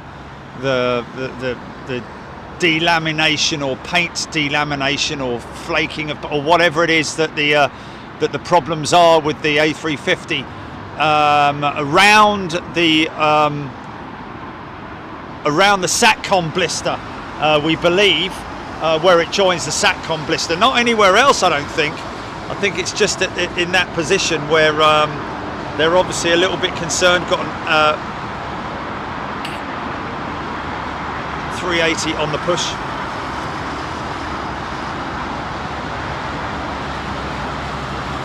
Anthony Allen Virgin VS 674 due to leave Warsaw at 6:07. That's 6:07 local there, I think that is.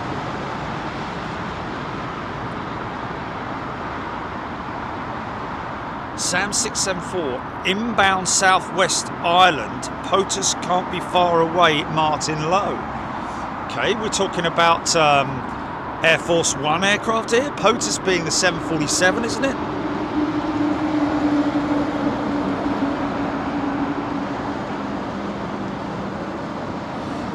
Karina, thank you very much indeed. Mentioning about Anchorage, thank you very much indeed.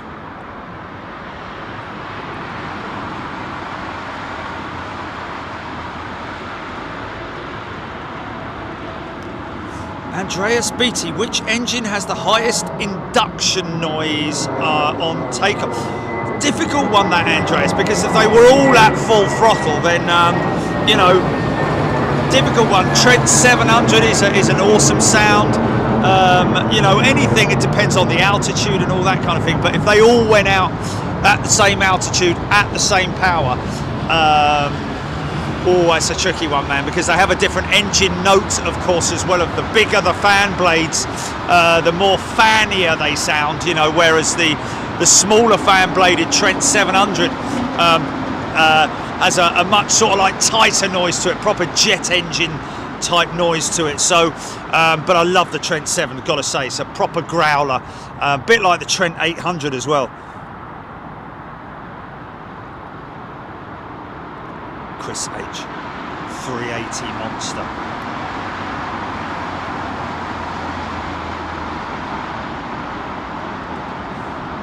Rob Ashplant.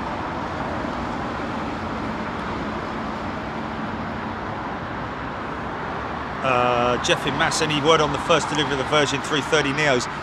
No, Jeff mentioned it a couple of times on the show. Well, a number of times actually. They were due to start delivery last year, around about September time, I think, for their first 330 Neo, but unfortunately that's obviously been put back and delayed due to COVID and production and all that kind of stuff. So hoping that maybe later this year they may, but there's nothing on the production line at the moment that we can see with the 330 Neos. I know that Virgin are disposing of two A330 CEO 200 variants this month. This year.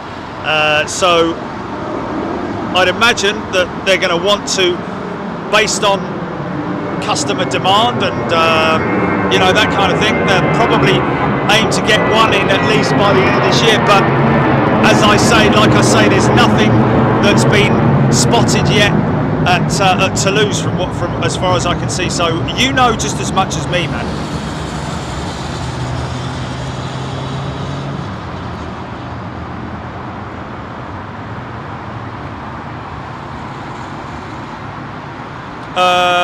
Have we ever done a show from Dubai International? No, we haven't, and no, we probably won't.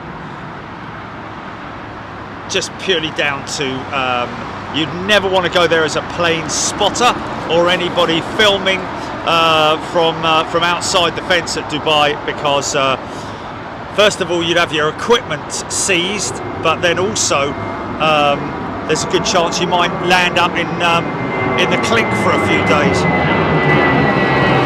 Dora Gerber, thank you very much indeed.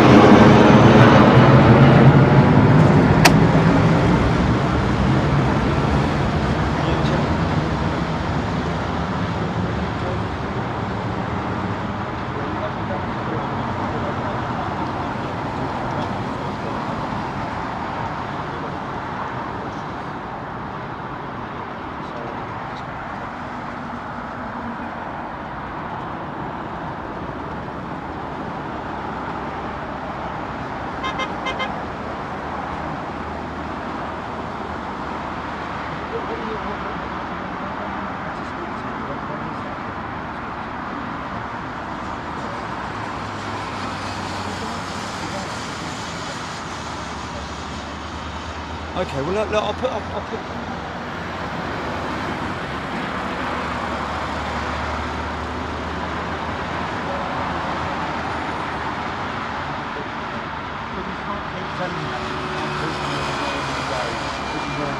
I'd have to put your phone down with the phone, whatever, and the phone would know. Okay. Well, I mean, you know, I can either put your phone up against the head like that, not fair. Exactly.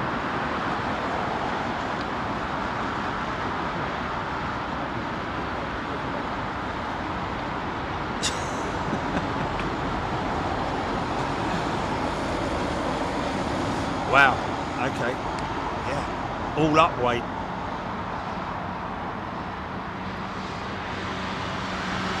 Diesel 1.3, there we go. 580 tons. Is that the, I'd imagine by the sounds of that, that's an all up weight for the A380, 580 tons maximum takeoff weight, possibly, I'd imagine. That's a lot of weight, that is. Ben and Amy Bergman, good day to you. Jody Bruce. Gerald Martin.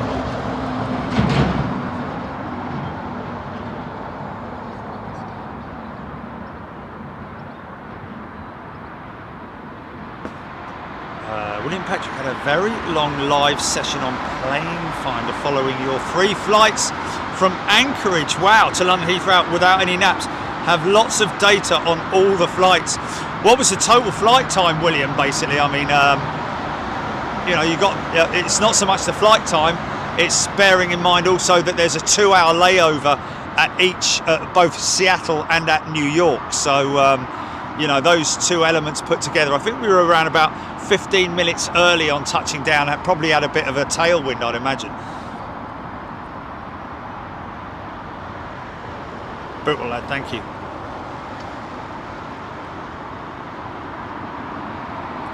Dora Giaba. Michael Heller, one of Everett's MD-83s coming into CMH tonight. They usually make a once-a-month trip into CMH or LCK around Columbus, Ohio. Well, I did go and have a word with the folks at Everett's Air Cargo. It was a little bit difficult, a little bit tricky initially, because I went to the reception where you basically go in there to book freight or pick freight up from. A very sort of like, you know, couple of people on the front desk and taking details and all that sort of stuff. So tried to reach out to the woman who looks after Everts Air Cargo out there, and the lady behind the jump said, take your name, Jerry Dyer from Big Jet TV, and then that got relayed. This is how things turn from one thing to another. She called the lady and said Jerry from Big Jet TV was here, and she was in a meeting. I had to wait for an hour, so I went and had a little bit of a drive around, went did a bit of plane spotting. Of course you will, won't you? Then went back there at 1 o'clock to meet her at the big sliding doors as was arranged. Went there, nothing happening. Left it about 10 minutes, went back, drove back around to the offices, said, hey, I was there, and she didn't turn up, unfortunately. And she then called her. She was busy, so she sent a text to her to say that Jerry Big Jet TV is waiting here. Wait for this one. It's good. You'll like this. So I've got to the airport. I had to go, of course. I had to leave. So I got to the airport. Had to put the rental car back. Got into the airport. Spoke to Jilly about Everts Air Cargo and about wanting to try and do something with them when we go out there next time. And then we had a message from her on email. She'd gone through to contact and messaged us via that route, and then left her number on there. I've called her, and again this time I've got through to her. She was very apologetic. She thought she had the way the message was relayed. She thought it was a company with a load of TVs, wanting to ship a load of TVs.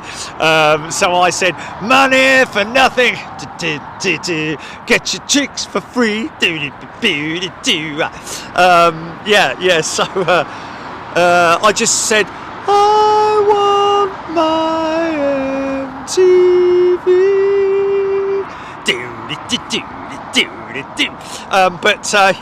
It was quite funny. But anyway, we got through to them, and we are planning to do something with Everts.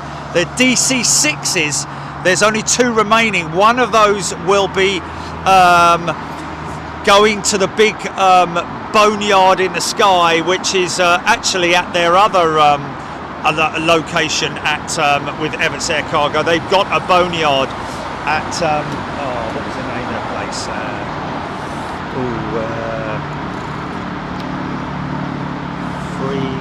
Free something or other. Got 380 coming out, folks. Hold it on that shot.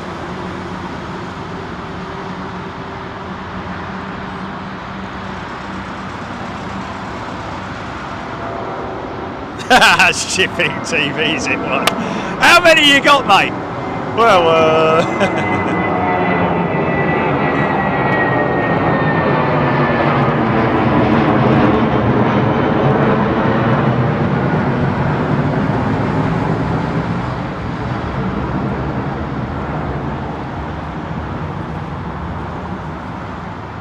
Refugee Warsaw flight, Virgin 789, Victor Charlie Romeo uniform, Olivia Ray. It's quite fitting, actually. Check it out, isn't it? Oh, okay. Right. It's quite fitting, Olivia Ray. The reason, if you check the name, the Virgin 787 jet, Olivia Ray, she's named after. The aircraft is named after the daughter of one of their. I think it's one of their ground crews who was unfortunately, I think he was killed when he was away or something like that. Unrelated to Virgin, but he died in a car accident or something like that. And obviously they've named the aircraft after his daughter, who he left behind, of course, with his wife, which was unfortunate, very unfortunate.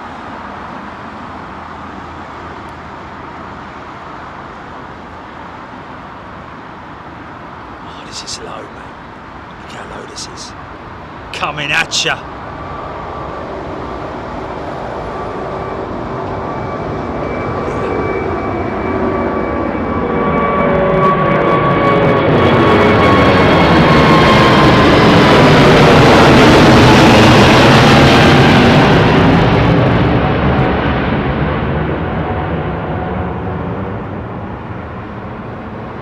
Remember I said last time, look at the ailerons, split ailerons on the outboard wing.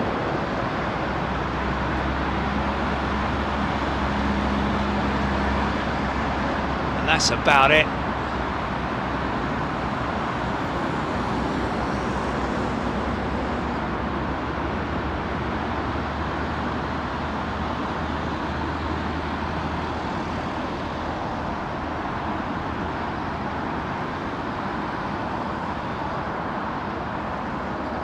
Forward to this ITA jet, man. Hope the ITA jet makes the right turn. I really do.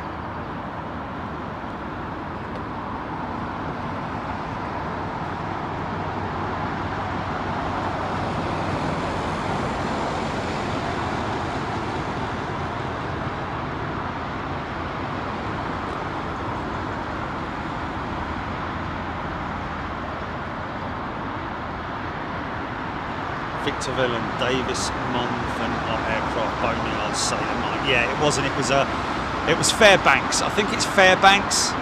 Is it Fairbanks? The other base for Everts Air Cargo. Of course, they're going to be relying, concentrating primarily on their MD-83 fleet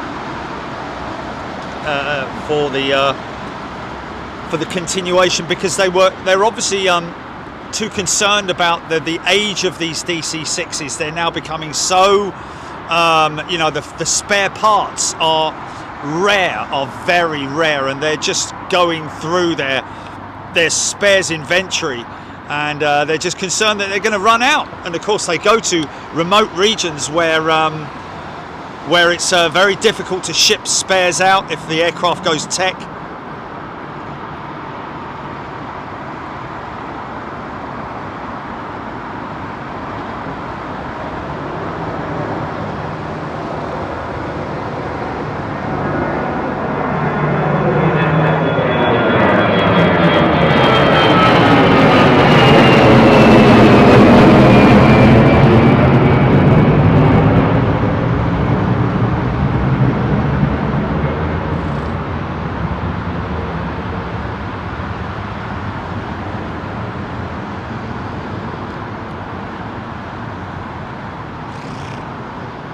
It is all really a lot down to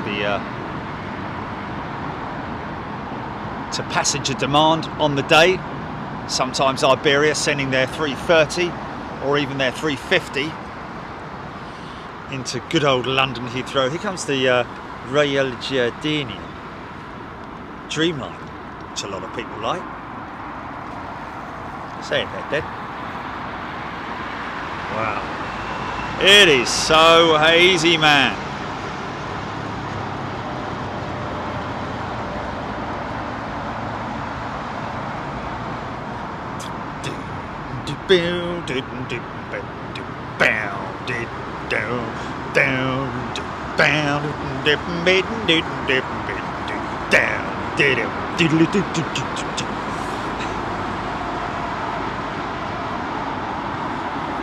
Sandra B, welcome back, first class member. Welcome back, Sandra. Thank you, folks. Chris H, loving the close-up. Russ CT, Squiddle. Ewan MacArthur. Welcome, everybody.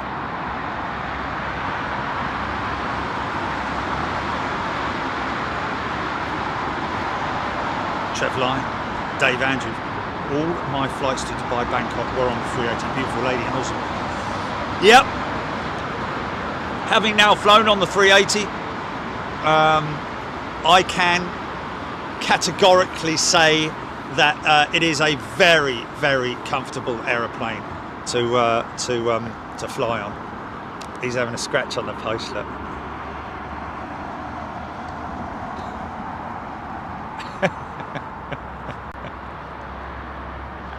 Just that little bit right on the back of his leg, that.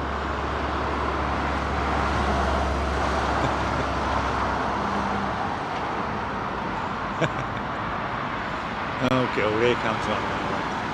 Here he comes, look. With bonnet, look.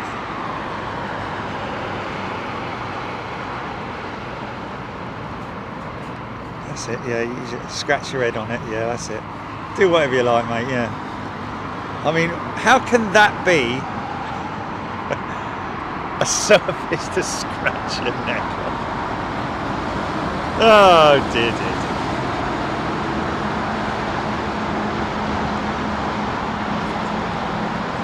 There are planes down there, folks, and they are coming out. Jody Bruce, thank you. Simon Hill. Karina Roebuck. Steve Ackley, superb capture under the belly of the Emirates. Always a little bit worried, concerned that I've gone a little bit too tight, because in my tiny monitor I can't see exactly what it is you're seeing, so it's always a little bit of a risky one.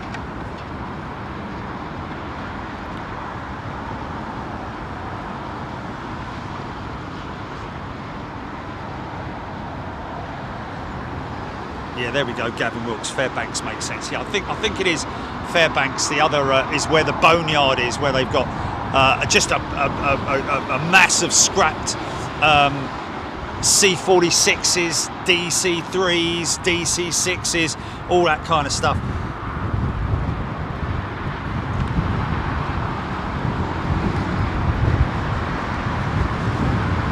Oh, there we go, 844, the love of transport. Thank you, TV. The other depot they have got is Fairbanks. Thank you.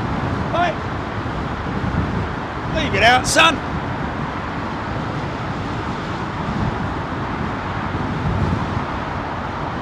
Patriot 007. Lucky you, mate.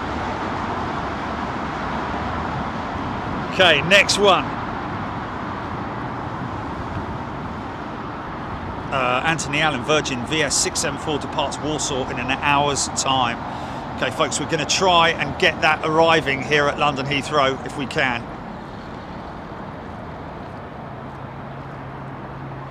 Mita, Colorado sends greeting. Great camera work on the 380.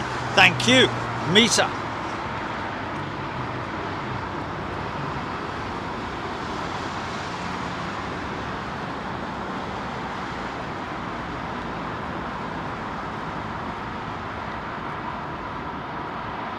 Look at them yo-yos. That's the way you do it. Get your feet on your MTV. That ain't working. That's the way you do it. Get your...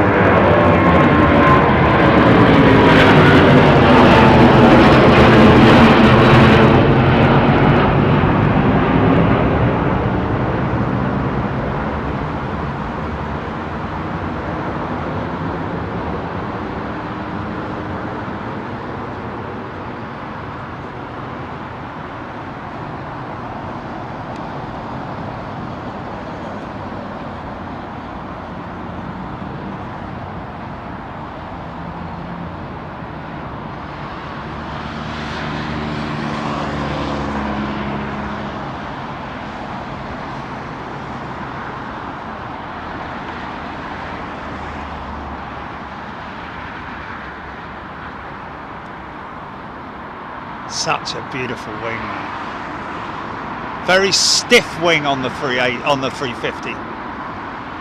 Very little visible flex in it.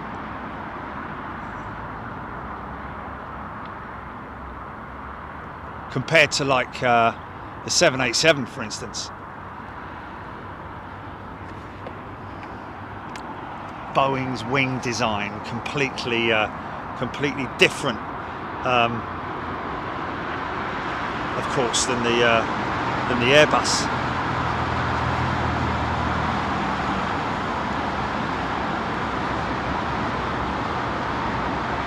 I mean, you have to obviously take into consideration that they would have done when they were designing these things was like, well, how much flex.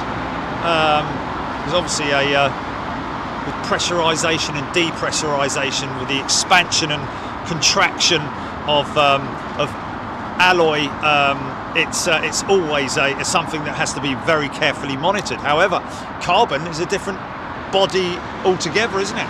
So, you know, in terms of its flexibility and just how many cycles it can have, because I don't think there's any expansion or contraction of the carbon fuselage. Of course not, you know, because it's not a flex. It's not a material that expands or contracts or stretches like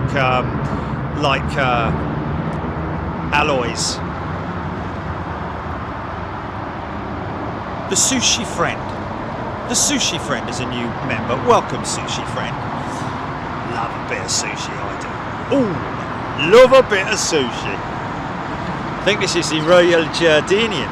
Got his Jardinians on. See, look at that wing flex compared to the 350. Only flexes outboard of the engines. The wing root doesn't flex, it's just the outboard component of the wing.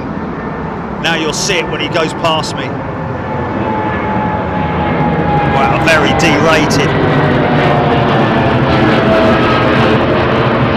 Very derated.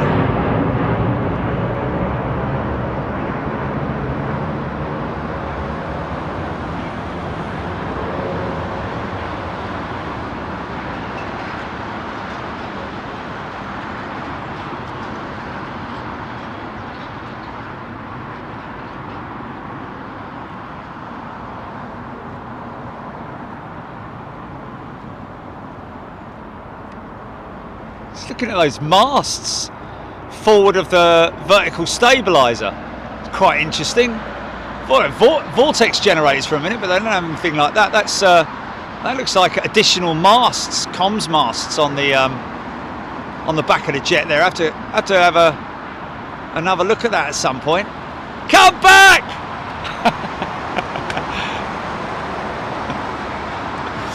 See if we can see another 787 as an example. And of course, when you want to see one, you can't flip and see one. That's typical, isn't it? There's about a million of them around, but forward of the tail, Professor Mark Taylor, long tail aviation, something. So left LAX for Doncaster. Wow.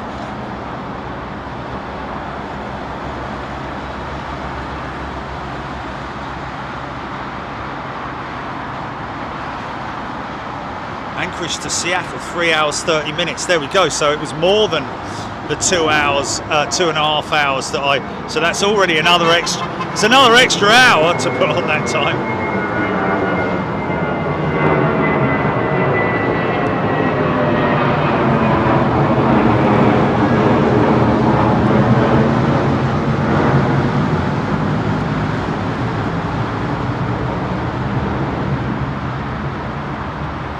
David E, will they be for satellite track? Well, there's all sorts of there's a number of masts on the top of the fuselage anyway. It was just the close proximity of those masts that was a little bit confusing, or it's just something that I've not noticed before on the Dreamliner. Biman 787 landing soon, Jabir saying. Thank you, Jabir. Colin McCann just got his 2-year membership star yesterday. Indeed, where has that time gone?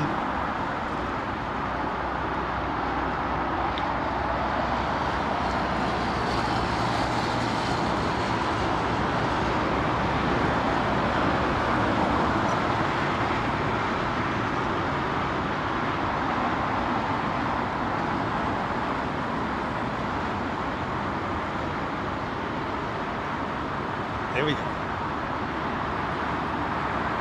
As more big jets make their way out.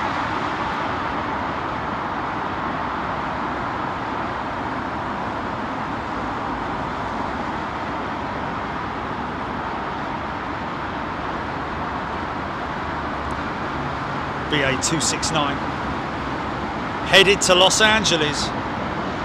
777-300 this variant. The big long super stretch 777 5-door. Oh yeah, she's long, man. She's long. Go on, girl.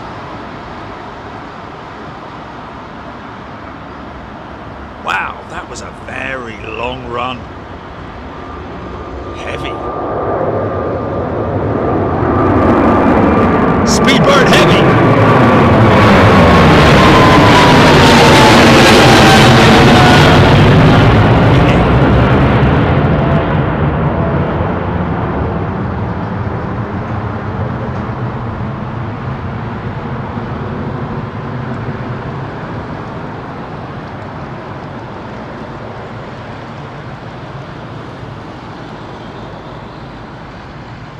Some replacement panelling there on the inboard, just aft of the wing valance.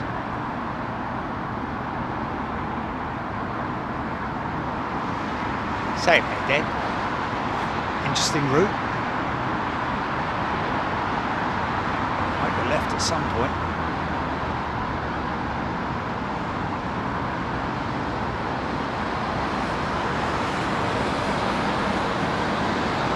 Looks like he's destined to go up over the top. Waiting for this.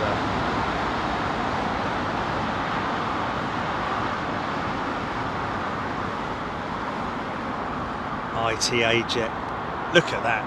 I mean, I've gone, you know, look at all the other liveries. I mean, they're great, don't get me wrong, but wow, they've really gone the extra mile, haven't they, ITA?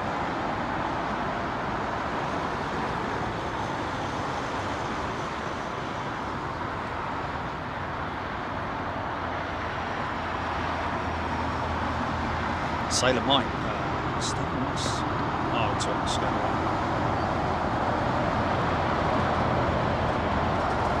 Wow, Daniel Pearson membership of 3 years. Jazz Kudal. Was pretty filthy package, wasn't it?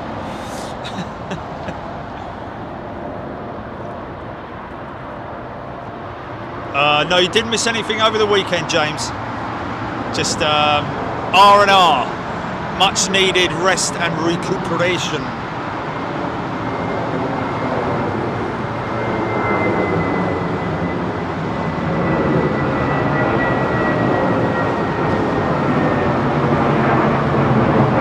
Oh, okay, so it's a government-run airline now, is it? Beautiful tail design, love it. Thank you, Sam.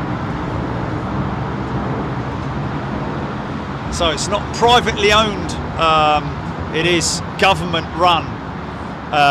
We'll see how that one plays out.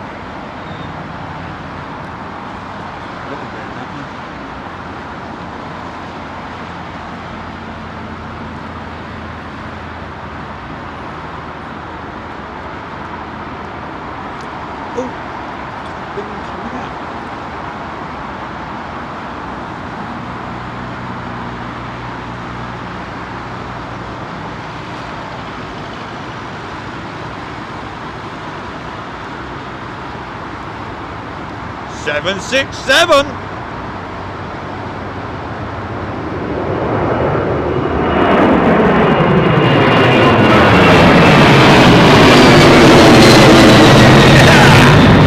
Go on, girl.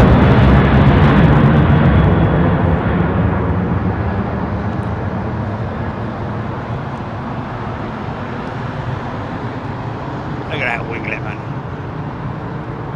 What is it, like 8, 9, 10, 11 feet tall or something crazy like that? That winglet?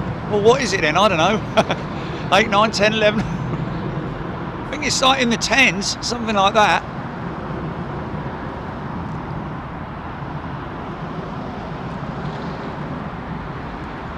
That indicating that that is a 300 variant with the winglet.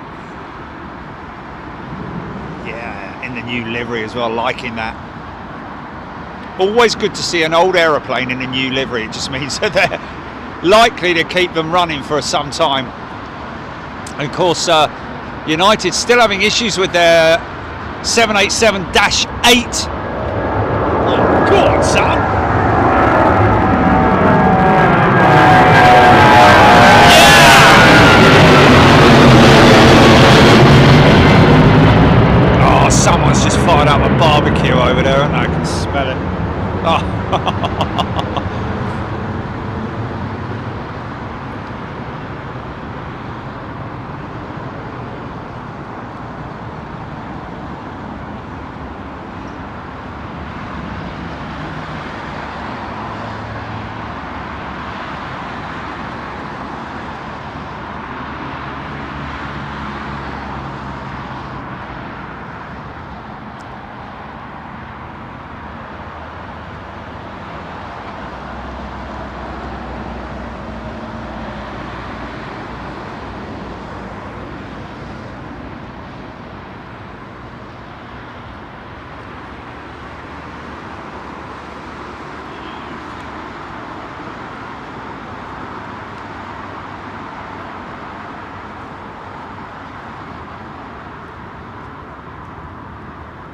Another 767, blimey.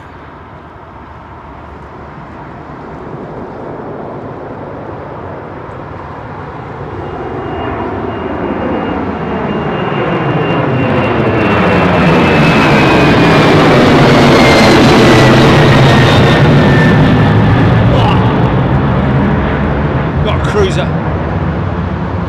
Cruiser right overhead. Star Alliance this time.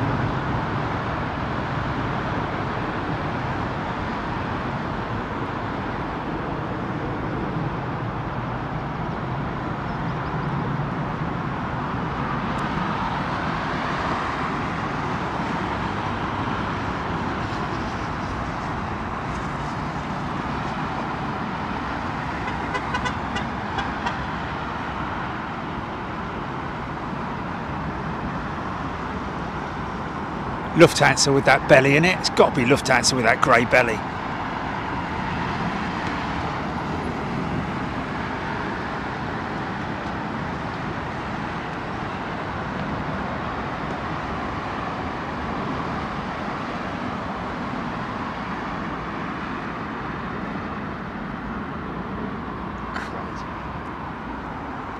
Crazy. Hey! Oh!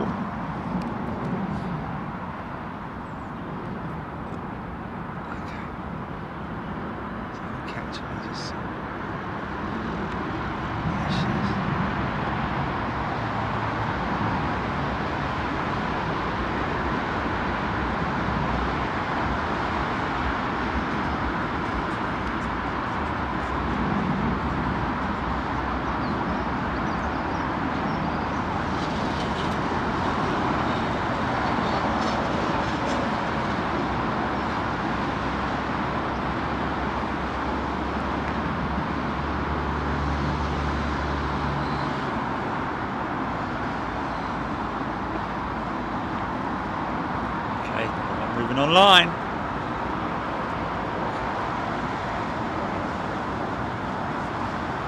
Who in you? They should put their logo on the belly. Well, some carriers do, some carriers don't.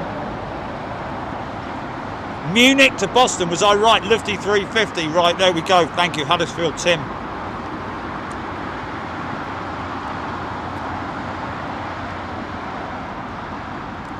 GT4 Drifters, LH Lufthansa 424 to Boston.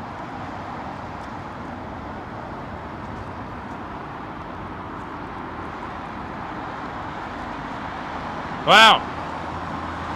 There we go, Jeffy Mass 767 300 winnings are 11 feet tall. Wow.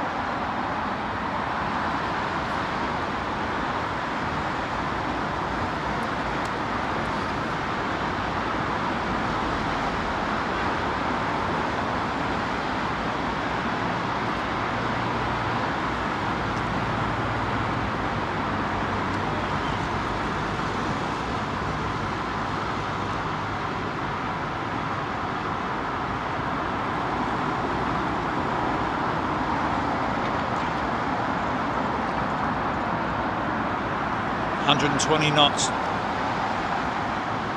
140. Rotate. Positive rate. Gear up.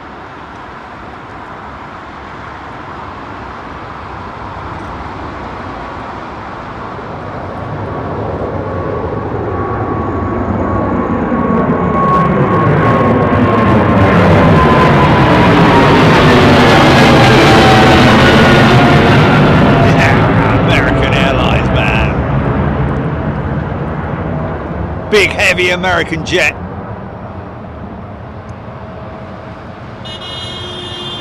Mind that.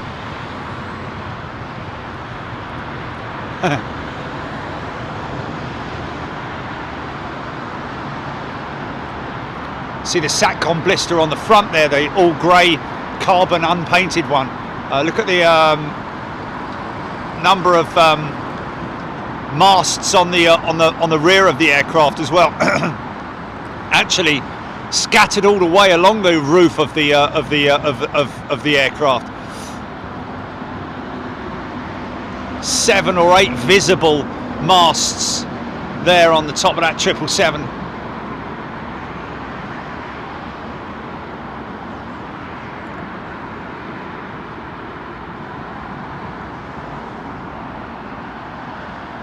Of course, the Satcom blister being the one looking after the Wi-Fi and all that kind of stuff. Needs a much larger dish, I think, or well, yeah, I guess it is I guess it will be a dish, won't it? Always a dish, isn't he? Oh, it was gorgeous. Keith Larkin, good day to you.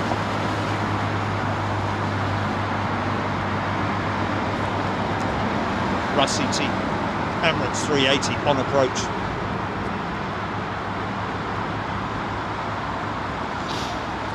That's quite a nice clean jet.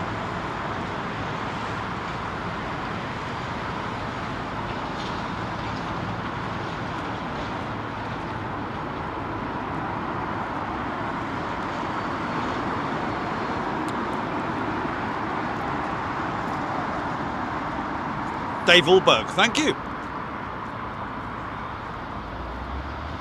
Wow, Eve Oscar's flying back out to New York in August, and it's on the United 767, yeah. Built tough, man. Sitting out over the wing, you look at that wing and you can just see it. It's just very, very tough.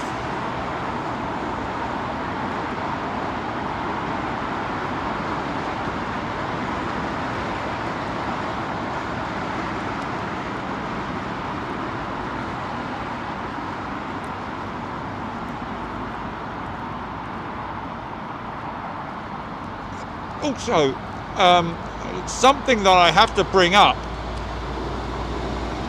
and I know that we were discussing it at great length when we were out in Anchorage. However, the mention of,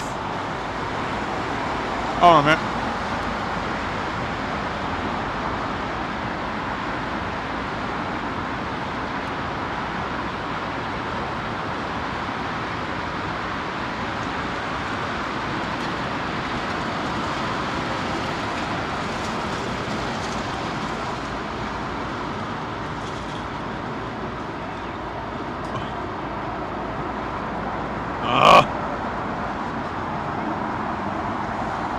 Low, man.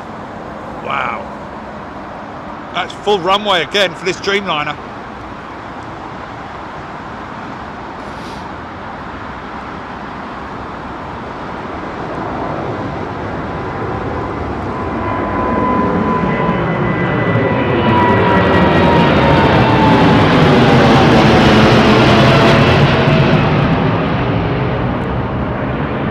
Yeah, there's something that I saw on the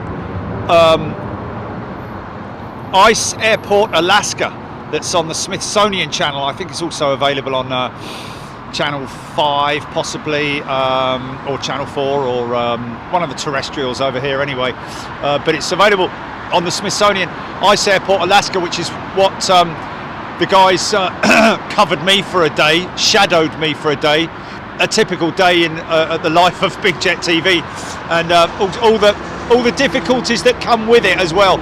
So you'll get a little glimpse into that when you see it. But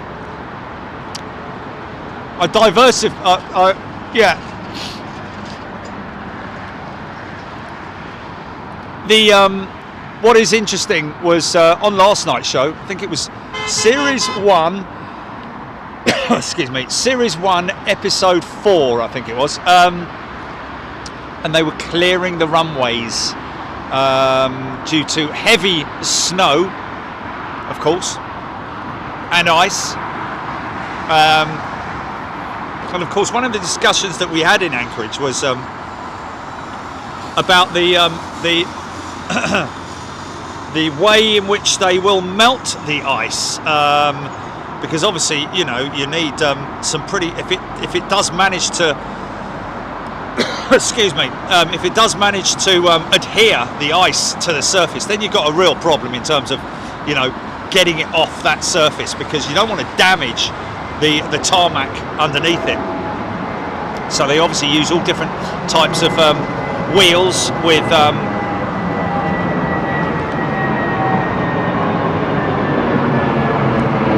brushes and all that kind of stuff. But interestingly enough, there was a vehicle that was in amongst all of their snow clearing stuff, that was driving alongside the equipment and onto the cleared tarmac area of the runway and the taxiways.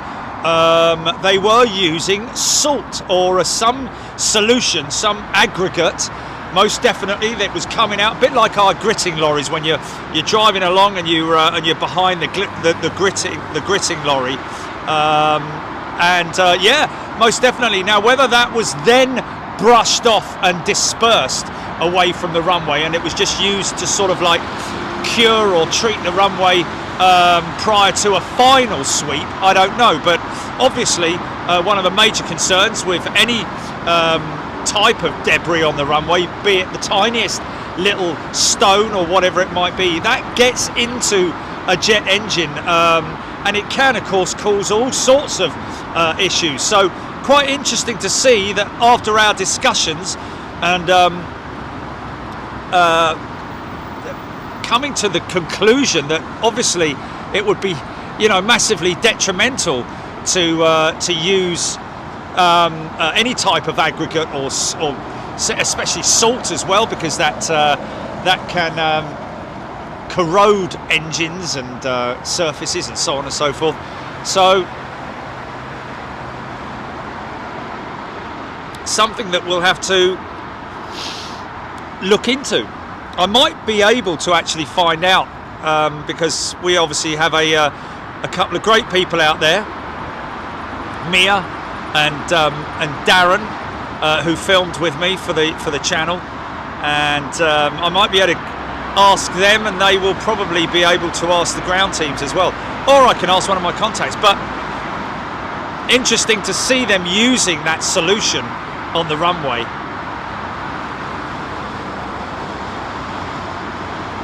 Sailor Mike, visibility is very low due to haze, purely down to haze. No fog, I can assure you.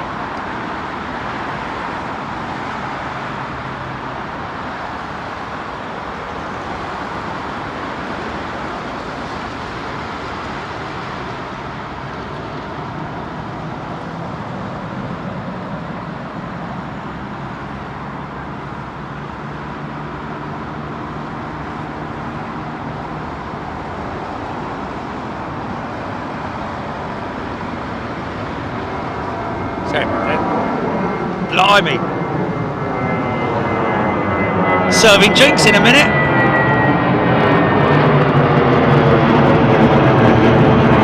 Well, funny enough, I say that in a funny sort of way, but in a funny sort of way, they will be serving drinks in a few minutes. They're very quick, especially on the short haul flights inside the UK. You're up and then you're down. You know, you're especially when you go somewhere like, even somewhere like Schiphol is very, very quick in the air, In fact, Schiphol is it takes longer to taxi from the Polderbahn to the terminal than it does sometimes the whole. It's almost half the time it takes to fly, if you see what I mean.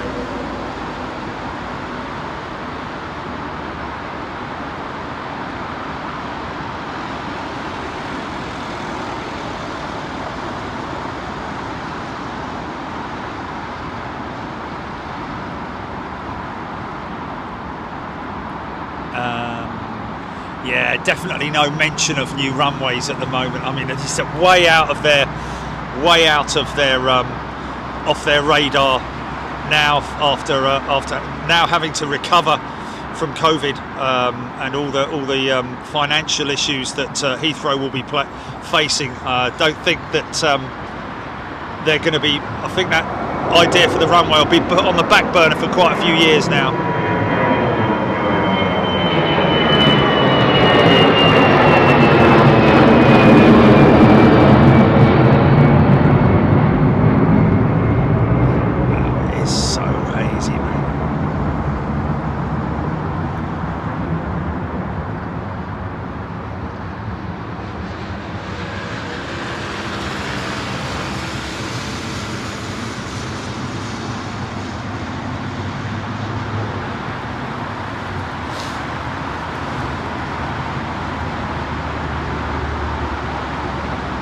Martin Smith, Picture TV, President not using the 747 today. Okay, well, who is? Did hear a while ago that it was sort of like possibly going to be vectoring over the top of us up here at Heathrow, but I don't think that's going to happen.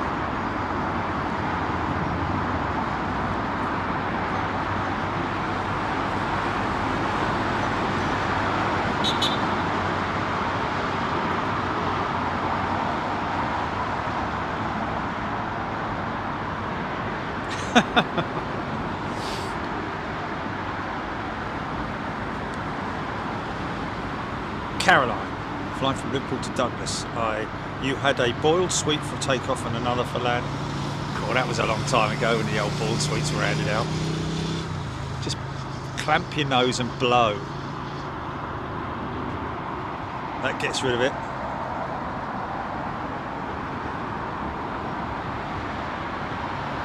John Singleton, that's very funny. Shuttle Manchester to London Heathrow literally ran down the aisle with the trolley throwing bacon butties at people and just say, drink no, drink no, drink no, tea, coffee, no. And then within minutes they're collecting it again.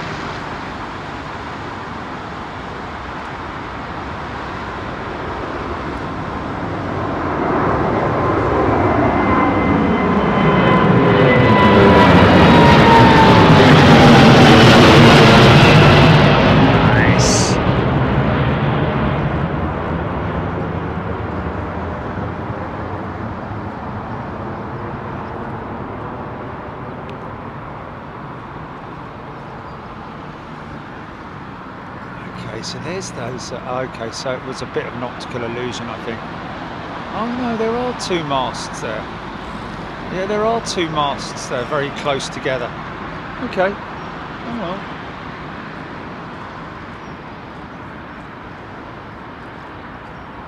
Great to watch the Flew Virgin 350 out to New York, of course, and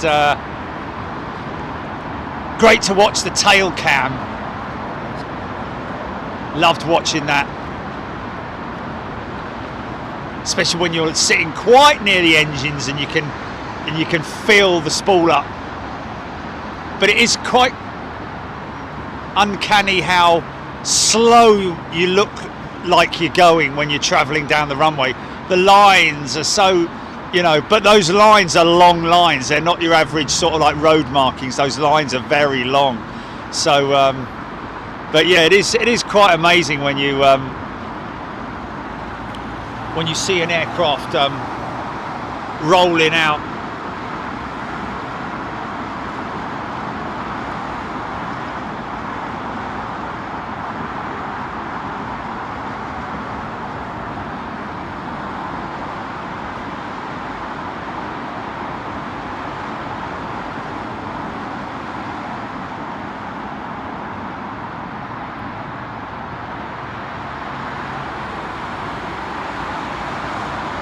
Oh, Steve Williamson, thank you very much. Very kind. Loving the Anchorage show. Yeah, a lot of people really enjoyed the Anchorage show. Lots of people tuning in from the UK as well, of course. That was great to have. Good to have your company.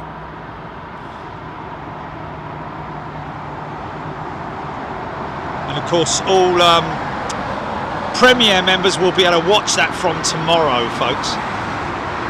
We'll be making that live to our Premiere members tomorrow.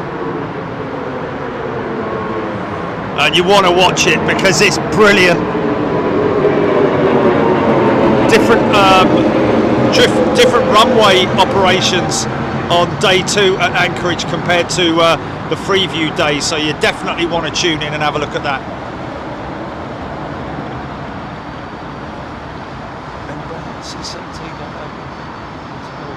Okay, missed that one.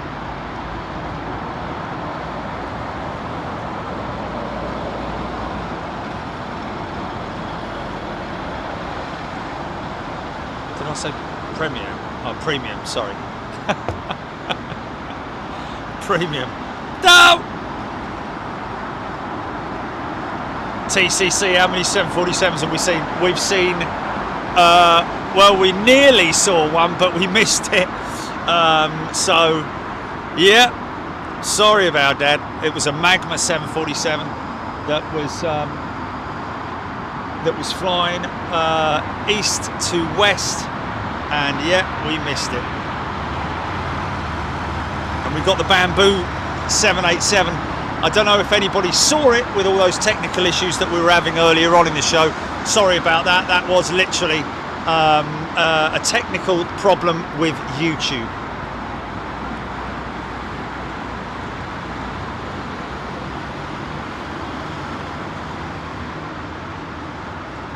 Jonathan Fowler, yeah, not seeing that C-17. Be very lucky to see anything at that rate. Oh no, there she is, there she is, there she is. Sorry.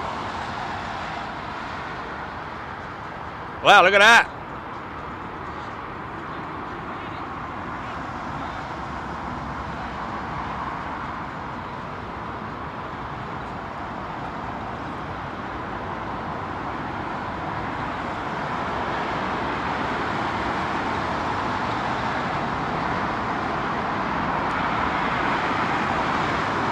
Probably be able to just hear that or something, I would imagine, from Aviation Retail Direct.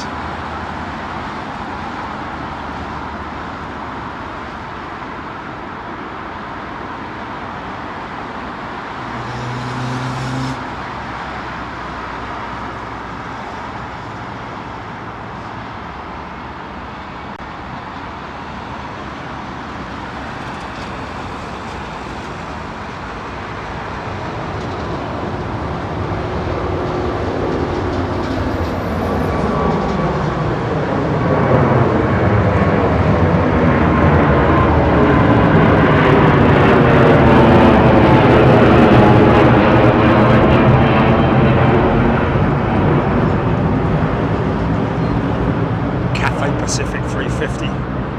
Great to see. Good to see Cathay back in town.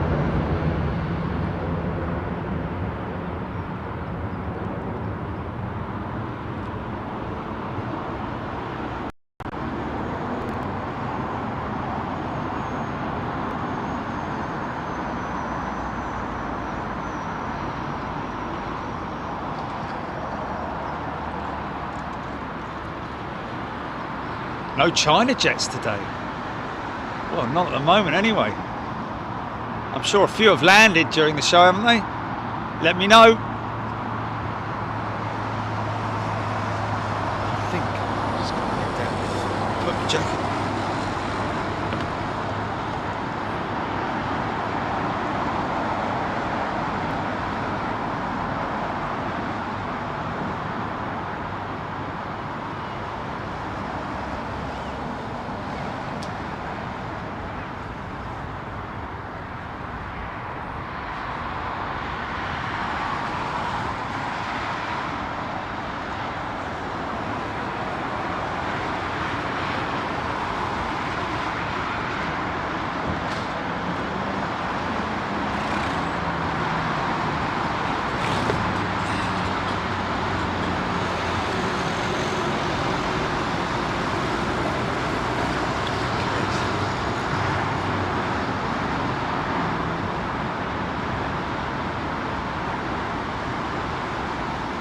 the sun goes down.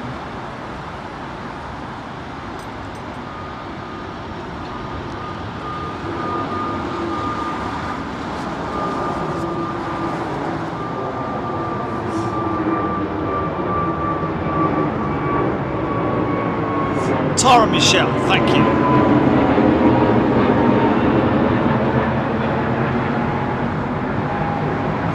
Martin Smith, there will be an Anchorage t-shirt. Don't you worry about it. Okay. Yeah, there will be an Anchorage t-shirt. Wow. Becoming even more difficult with the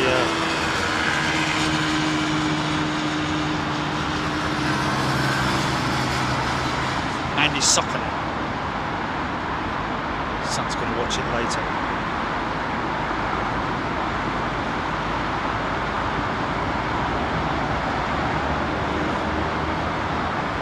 Huddersfield Tim. Late nights, but enjoyable. Great to see you there, folks.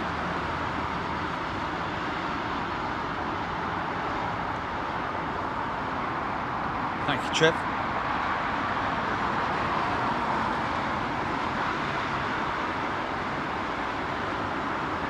John Singleton. CGI landed on Friday and Monday. John has done the same COVID testing. Getting into it now, admitted. Okay, well.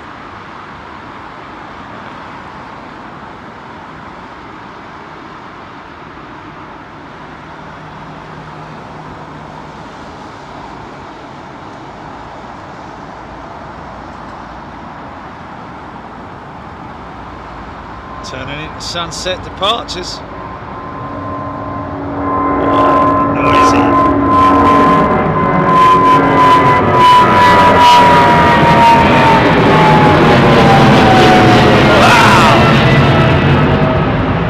Wow, she's a dirty girl, man.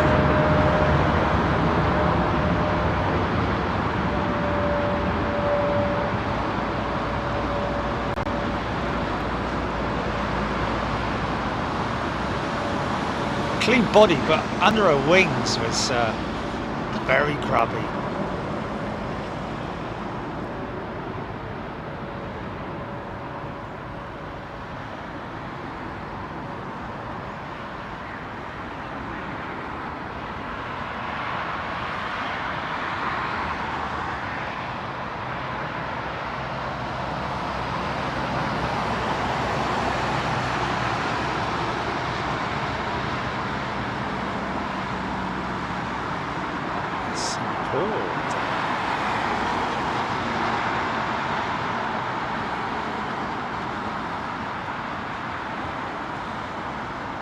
Not sure yet, Neil Young.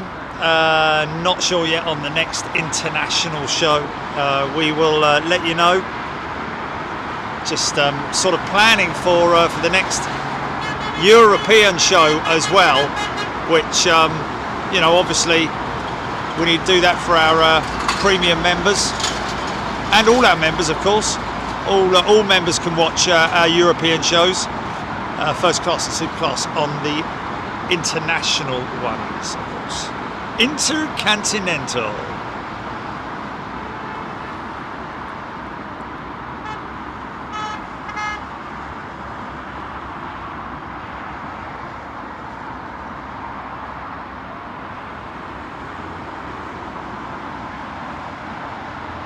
Yeah, day two definitely did it, Russ CT. 767 growl in the snow. And the Globemasters coming in. And the Herc Zoo, yes, of course. The one thing we just didn't get was a departure shot of the DC-6. That's something that we definitely missed and we need to get next time we're out there.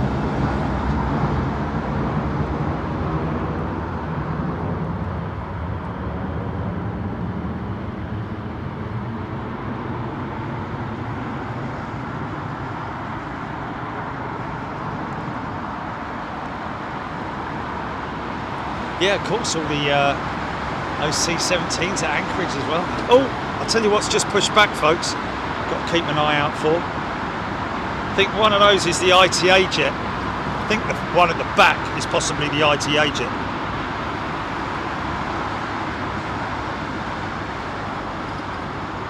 Elliot Reed looking forward to flying with Lufthansa in a few weeks to Frankfurt for a plane spotting trip. There we go.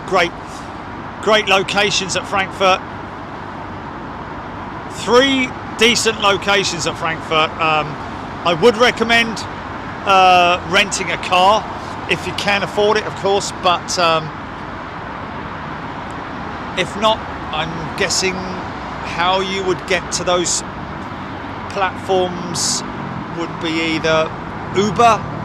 You'd have to know where you're going, of course, if you're new to plane spotting at Frankfurt.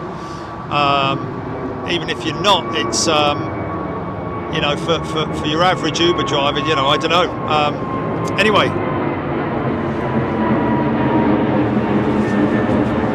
they do have names. They do have positions, spotter plats 1, 2, and 3, or whatever it might be.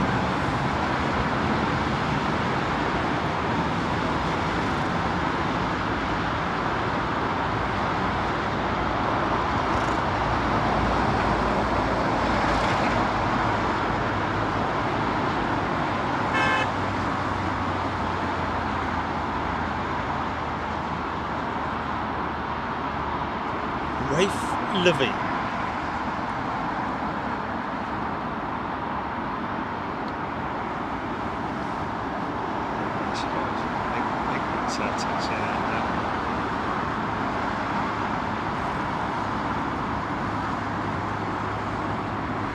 Cameron B upgraded membership to first class. Good upgrade, Cameron. Thank you very much. Thanks for everybody's support here on the channel. We really appreciate it. Jeffrey Mass, Cathay Pacific doing slightly better. That's good news. Still have a long way in. They do have a long way to go. I think all of their 777s have been dumped, haven't they? I think they've got rid of all their 777s. Cathay Pacific.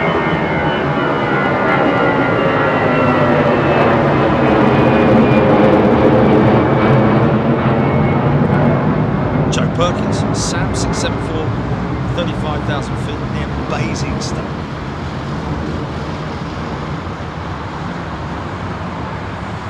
24-year-old beer Boeing 777. Michael K, thank you. That's an old one. Sorry, I missed that. Way back on the comments, folks. My apologies.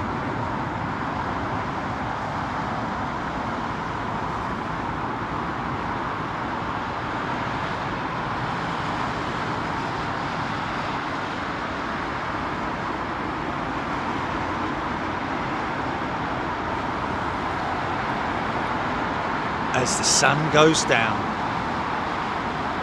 at London Heathrow, the United Kingdom. No.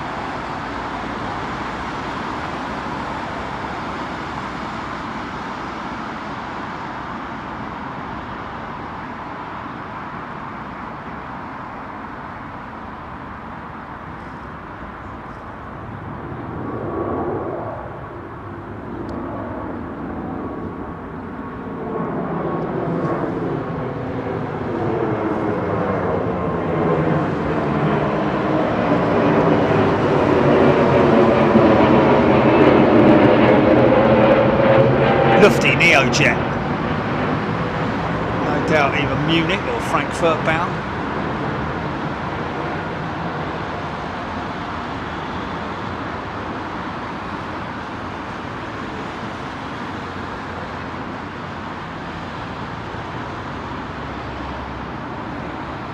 I'm imagining that Lufthansa's program is eventually to complete all aircraft into the new livery, but for now I don't think they're that particularly bothered. It's not damaging them in any way, and I think it's lovely to see the old livery still on a number of their aircraft. Oh, look at that. Ironically enough, there's an Alitalia jet right there, look. It's got nothing on the new one. Got nothing on the new ITA level.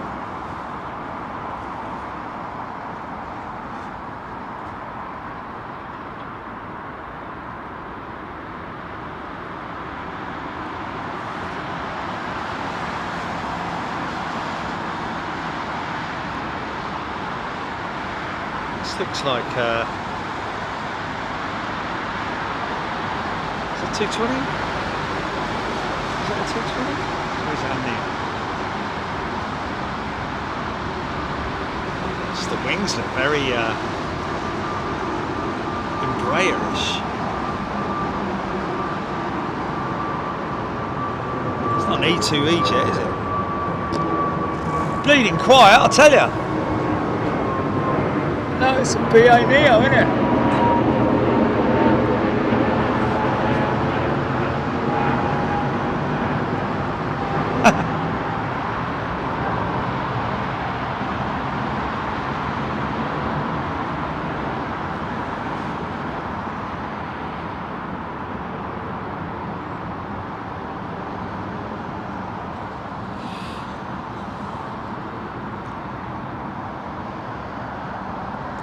Somebody mentioning earlier on, wonder if BA will ever get the 220. Great to see them get it. I think it would look quite smart in the 220 in the BA livery. Rolling, rolling, rolling, keep those wheels rolling right.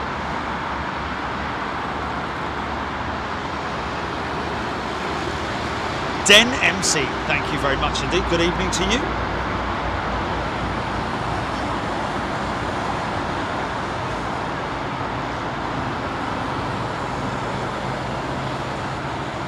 Back 'em up. Everything.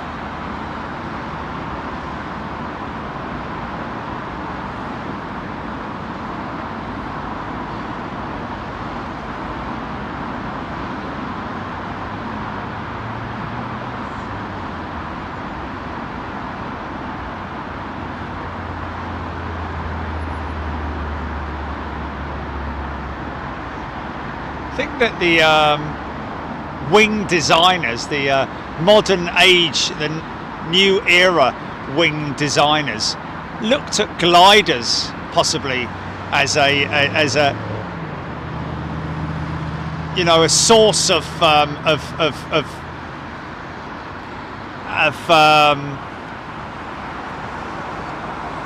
education in terms of wing design, because obviously when an aircraft is at cruising altitude, it wants to sort of glide, as it wants to use the wing more than it does the engine, if you see what I mean. It's all about just getting the aircraft, making the aircraft move at the right speed. Once it's at that altitude, then the wing kind of, you know, takes a lot of the load, and the bigger the wing, the longer the wing, and those winglets just make it far more aerodynamic, and therefore utilising less engine power, therefore less fuel, of course. I'll make sure I don't miss this bloody ITA jet. It's coming out anytime soon. Let me just double check my thing file.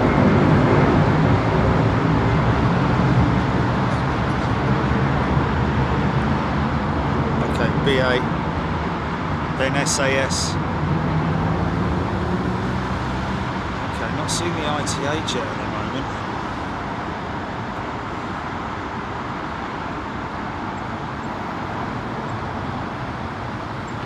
Unless this is him. This is BA, isn't it?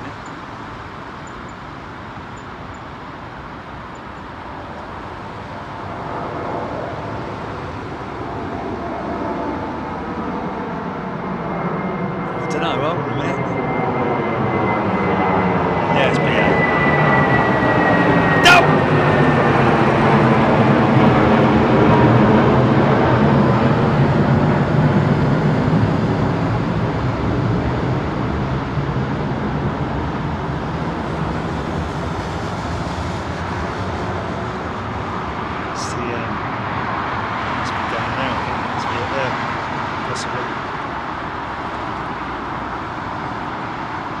Aviation, BA intersecting, SAS is there of course,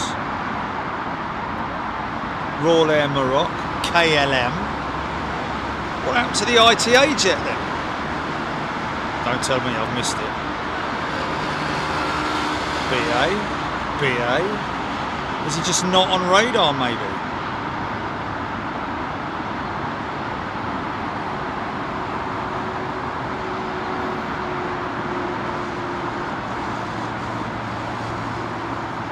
Oh, Gary Birch ITA went ages ago. No!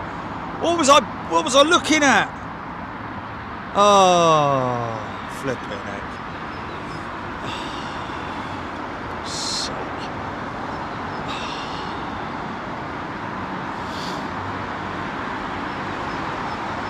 How did I miss that?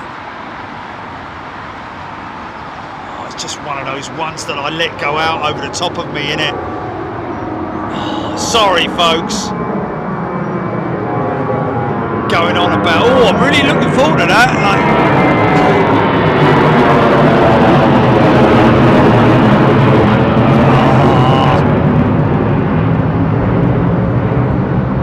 stupid boy.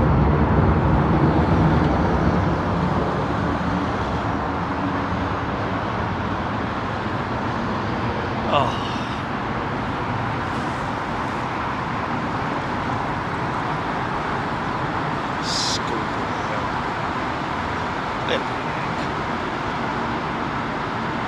Like this one, isn't it? You know, where I'm waiting for a big jet that I can see at the other end of the runway. I missed the other one.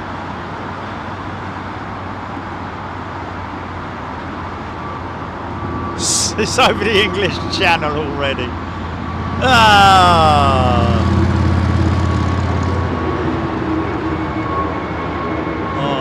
CT Volga Dnepa has confirmed that it's taken the heavy decision to furlough staff and temporarily suspend flights at its Airbridge Cargo and Atran subsidiaries. Oh, goodness me.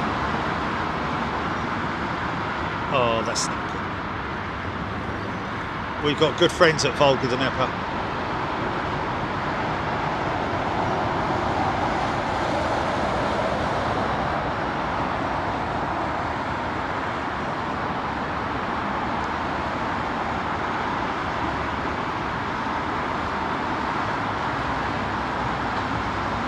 SAS that just went.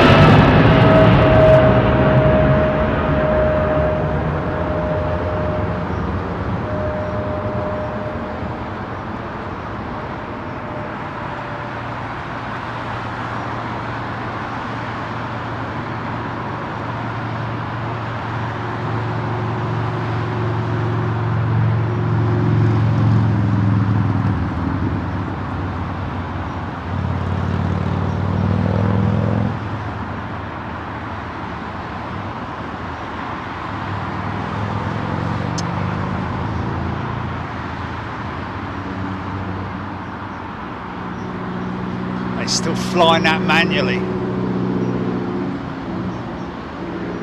Flaps will be coming up.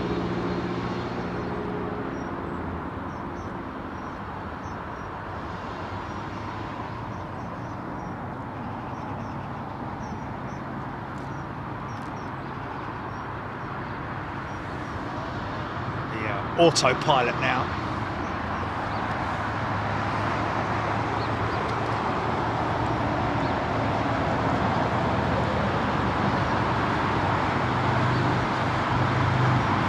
Let me see more.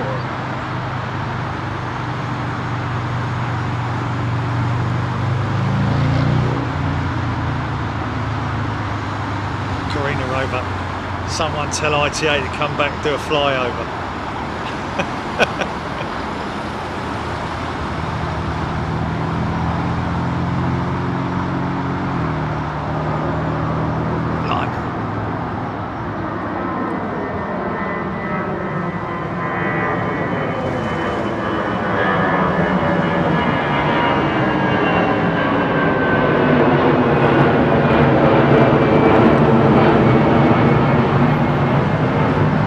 Croatian.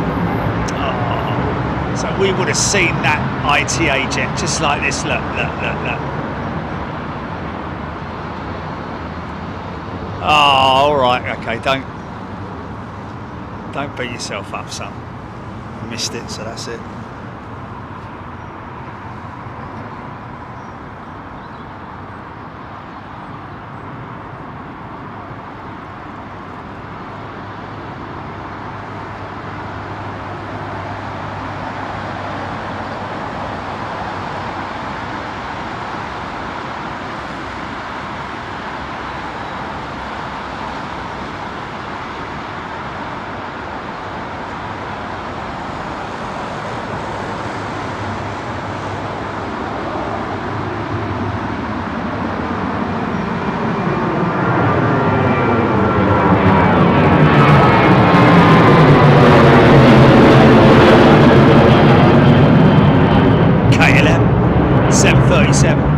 Wow, I tell you, departures, both 737s from New York to Seattle on the 737-900 and the 800 Seattle to Anchorage. Really noisy engine departure. When you're sitting forward of those CFM56s, sometimes it sounds like the bleeding thing's going to explode, I tell you. Crazy amount of noise coming out of them CFM56s. Of those CFM56s, not them. Language, Timothy.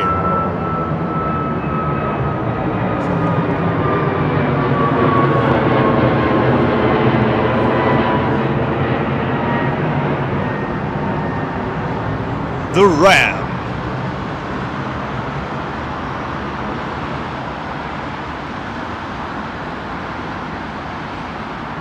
It's the Max, innit? 737 Max.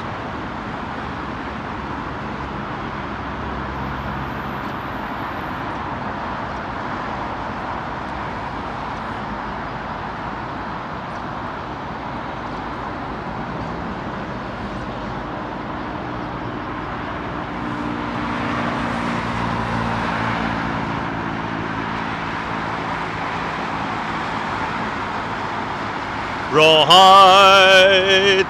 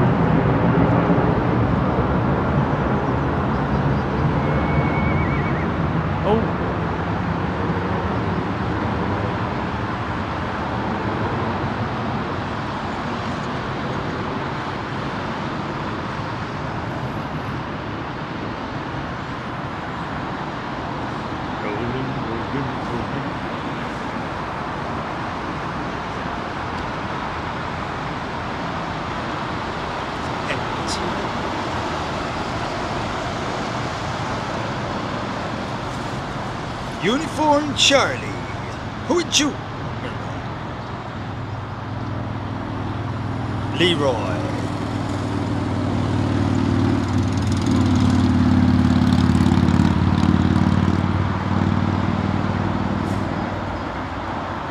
Linda, good evening to you. Watching from Lanzarote. Had to go out when the rain had stopped. Watching the planes here and now Big Jet TV. There we go, Lanzarote. Wow. They got rain now. Oh dear. We haven't.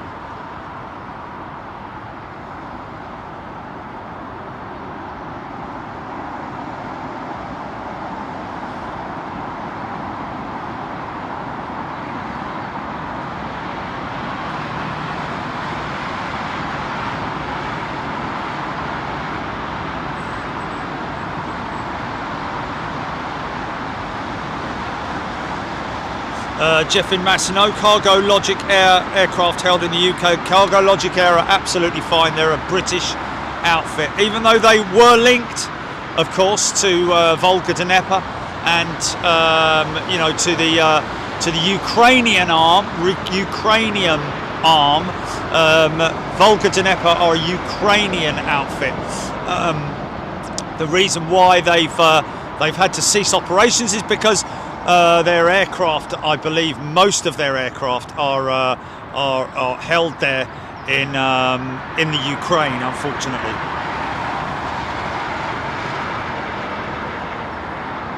Rob Ashplant, 2777 FedEx jets over the top should be where are they? There's one of them. I've got one of them.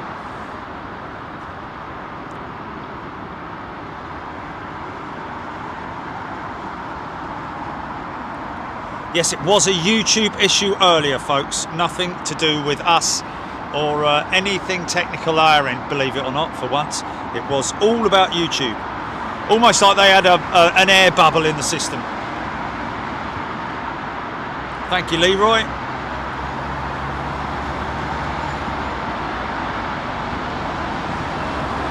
Yeah, Airbridge Cargo, that's another concern. Obviously, ABC linked with Volga Dnieper.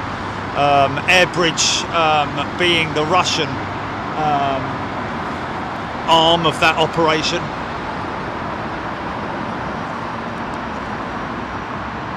That's a FedEx jet.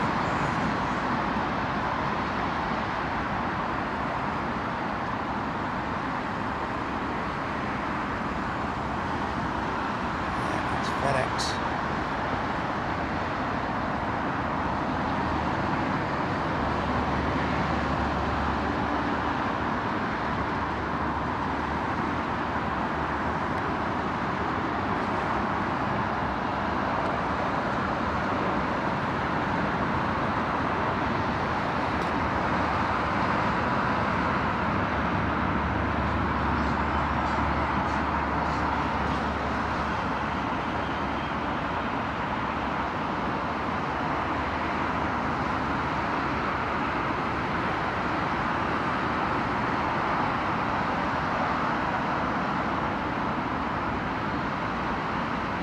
Nice. Possibly Memphis or something like that.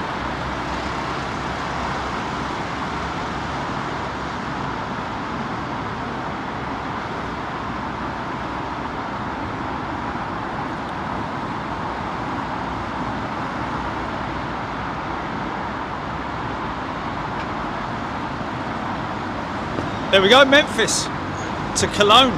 Cammy Hudson, thank you. 37,000 feet in the air.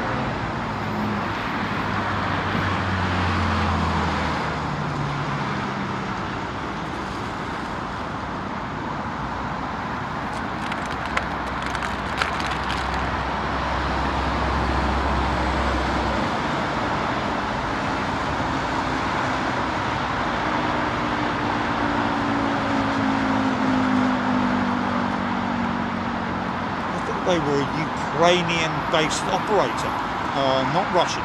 Okay. Thank you for that, Iron Man. Leroy, UPS 747 overhead very soon, same track. Thank you.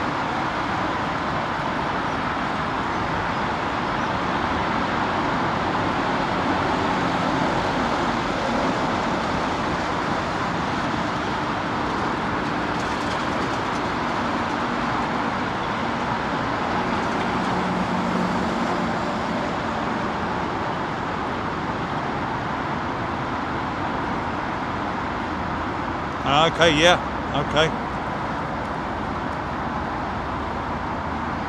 I apologise for that wrong information. Yes, they are indeed based in Ulyanovsk in Russia. So that's another.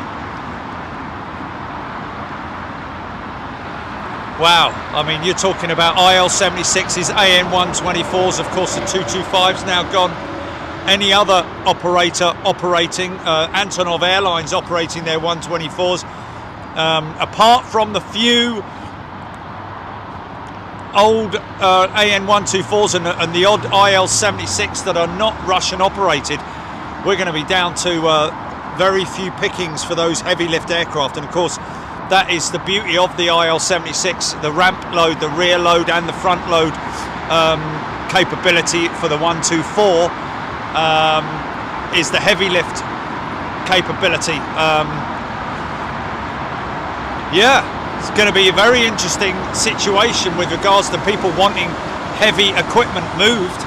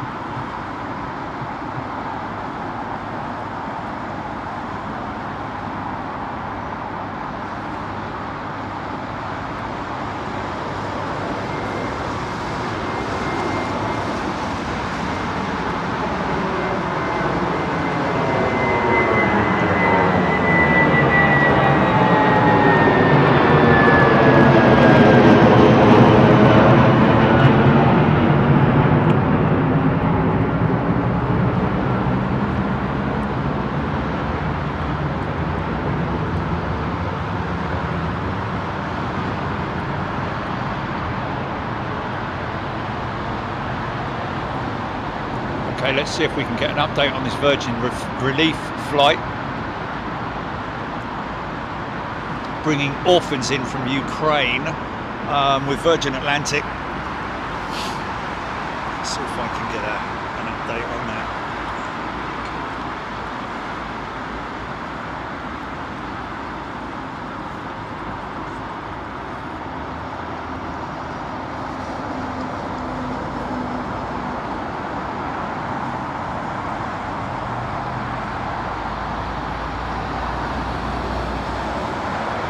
Absolutely, Bootle. Nothing will ever replace the 225 in terms of capability. No, they would have to use. Well, it's difficult, really. Just very difficult.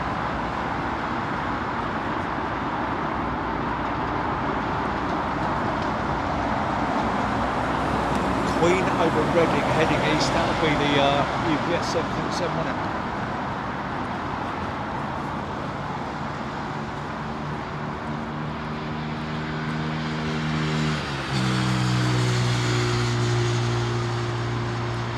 I don't know if that FedEx jet was heading to Stansted, Emma. That was far too high. I think that was Cologne bound from Memphis.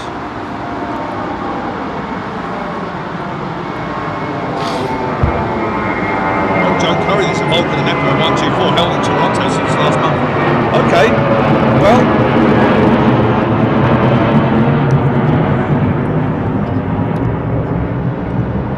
I mean, that's the only one bit of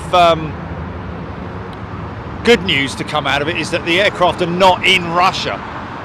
But of course, spares are the big issue, aren't they? You know, they are Prem engines, I think. Or Perm engines, the Volga Dnieper, or the Antonov engines, whichever engines they're running, they're not, they're not engines that have a huge spares arsenal. Pardon me.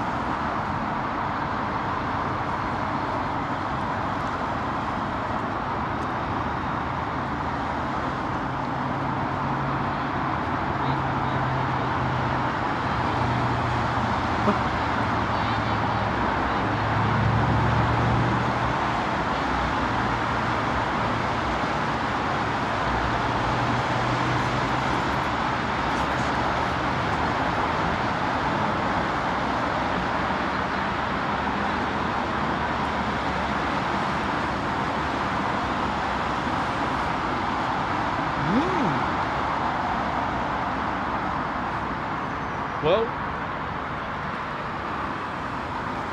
I'm keeping an eye out for that, folks. Here comes, is that twin engine or single engine?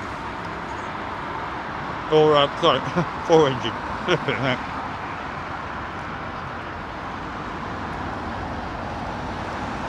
That's a twin engine, isn't it?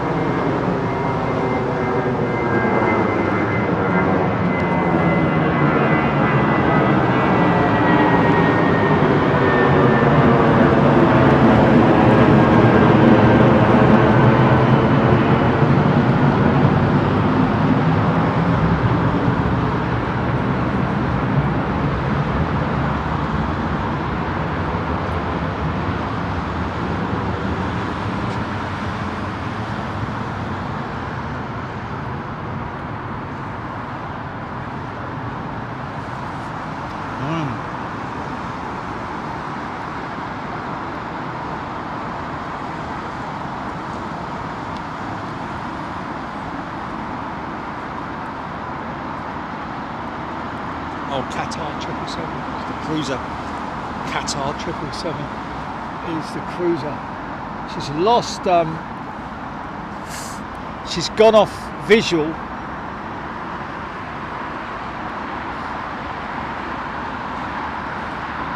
We had her, but she's gone. She's obviously not trailing anymore.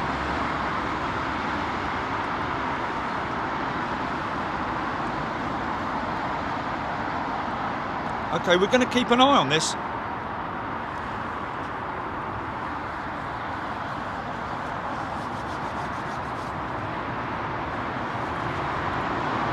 Oh, it was heading into standstill. Really? Why was it on radar? I was going to Cologne then. I don't know. But maybe there's another one.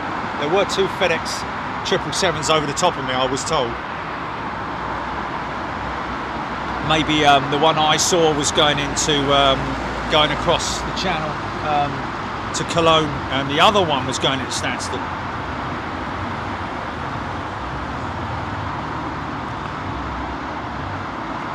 Craig Younger Sword, E4, probably going to pass over just north of me in West Sussex.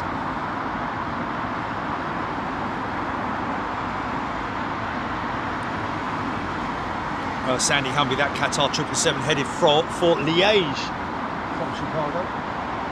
Wow. Interesting, that must have been a Qatar freighter then, I would. Oh yeah, there we are, Qatar 777 cargo. Sorry Sandy, yes.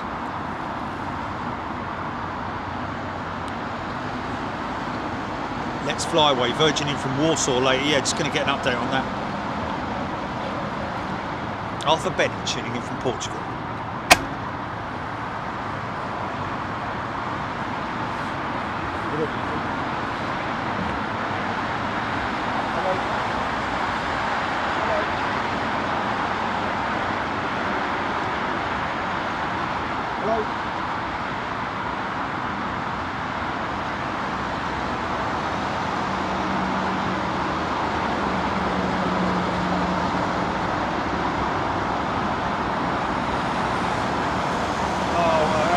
Virgin VS 674 delayed departure, now expected to depart at 6:57. Central Eastern time. Okay.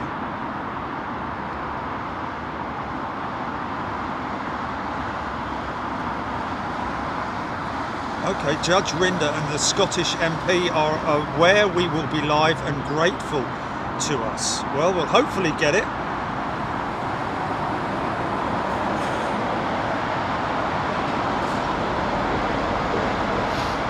Cargo Jet 767 heading out for departure, Sandy Humby, thank you. Okay.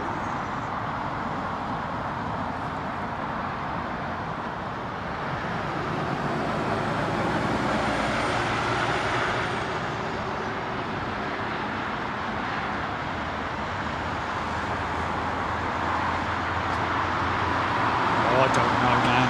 Just reading it. It's a bleeding phone.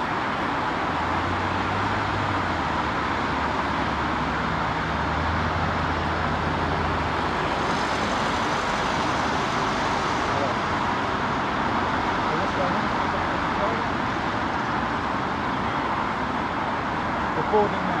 Okay. Okay, what did you say no at? What was it? So they're boarding now. Okay, okay. And what's the flying time? Gotta go on.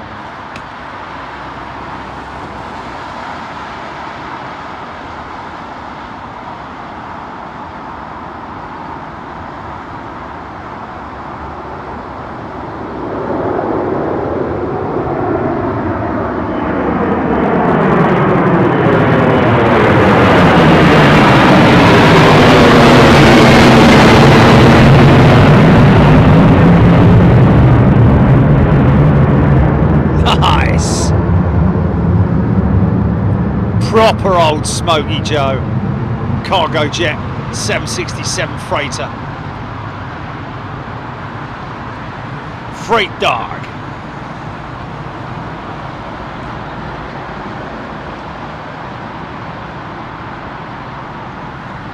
Okay, folks, we hear that the Orphans are boarding the aircraft now. So we are going to have to make a plan to get across to the other side to cover the arrival.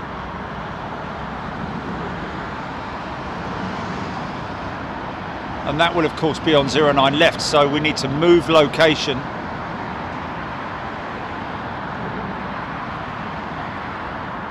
It's likely that we'll probably head to the Hyatt, I think.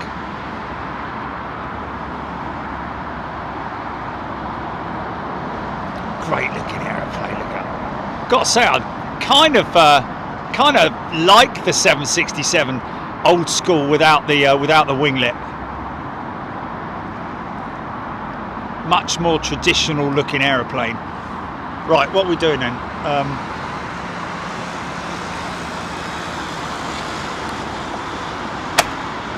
So flying time's under an hour.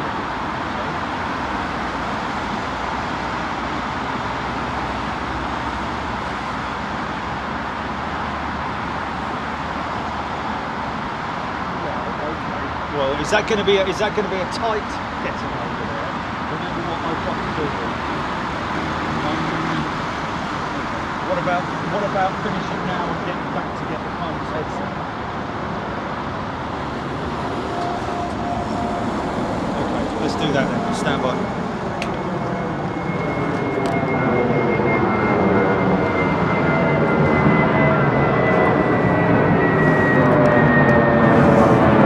Right, folks, look at my red face.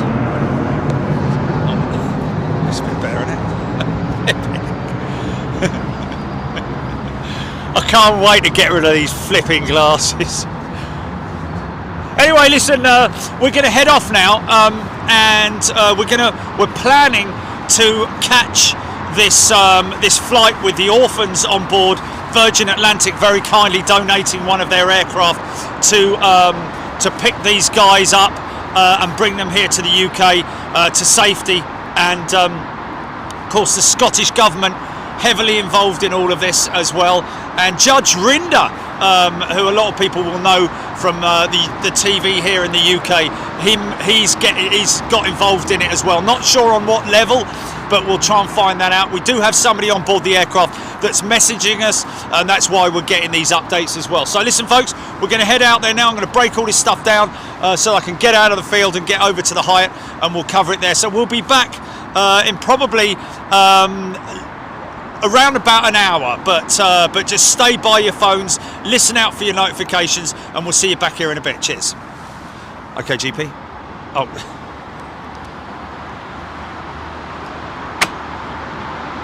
Okay, let me know when you're ready to cut.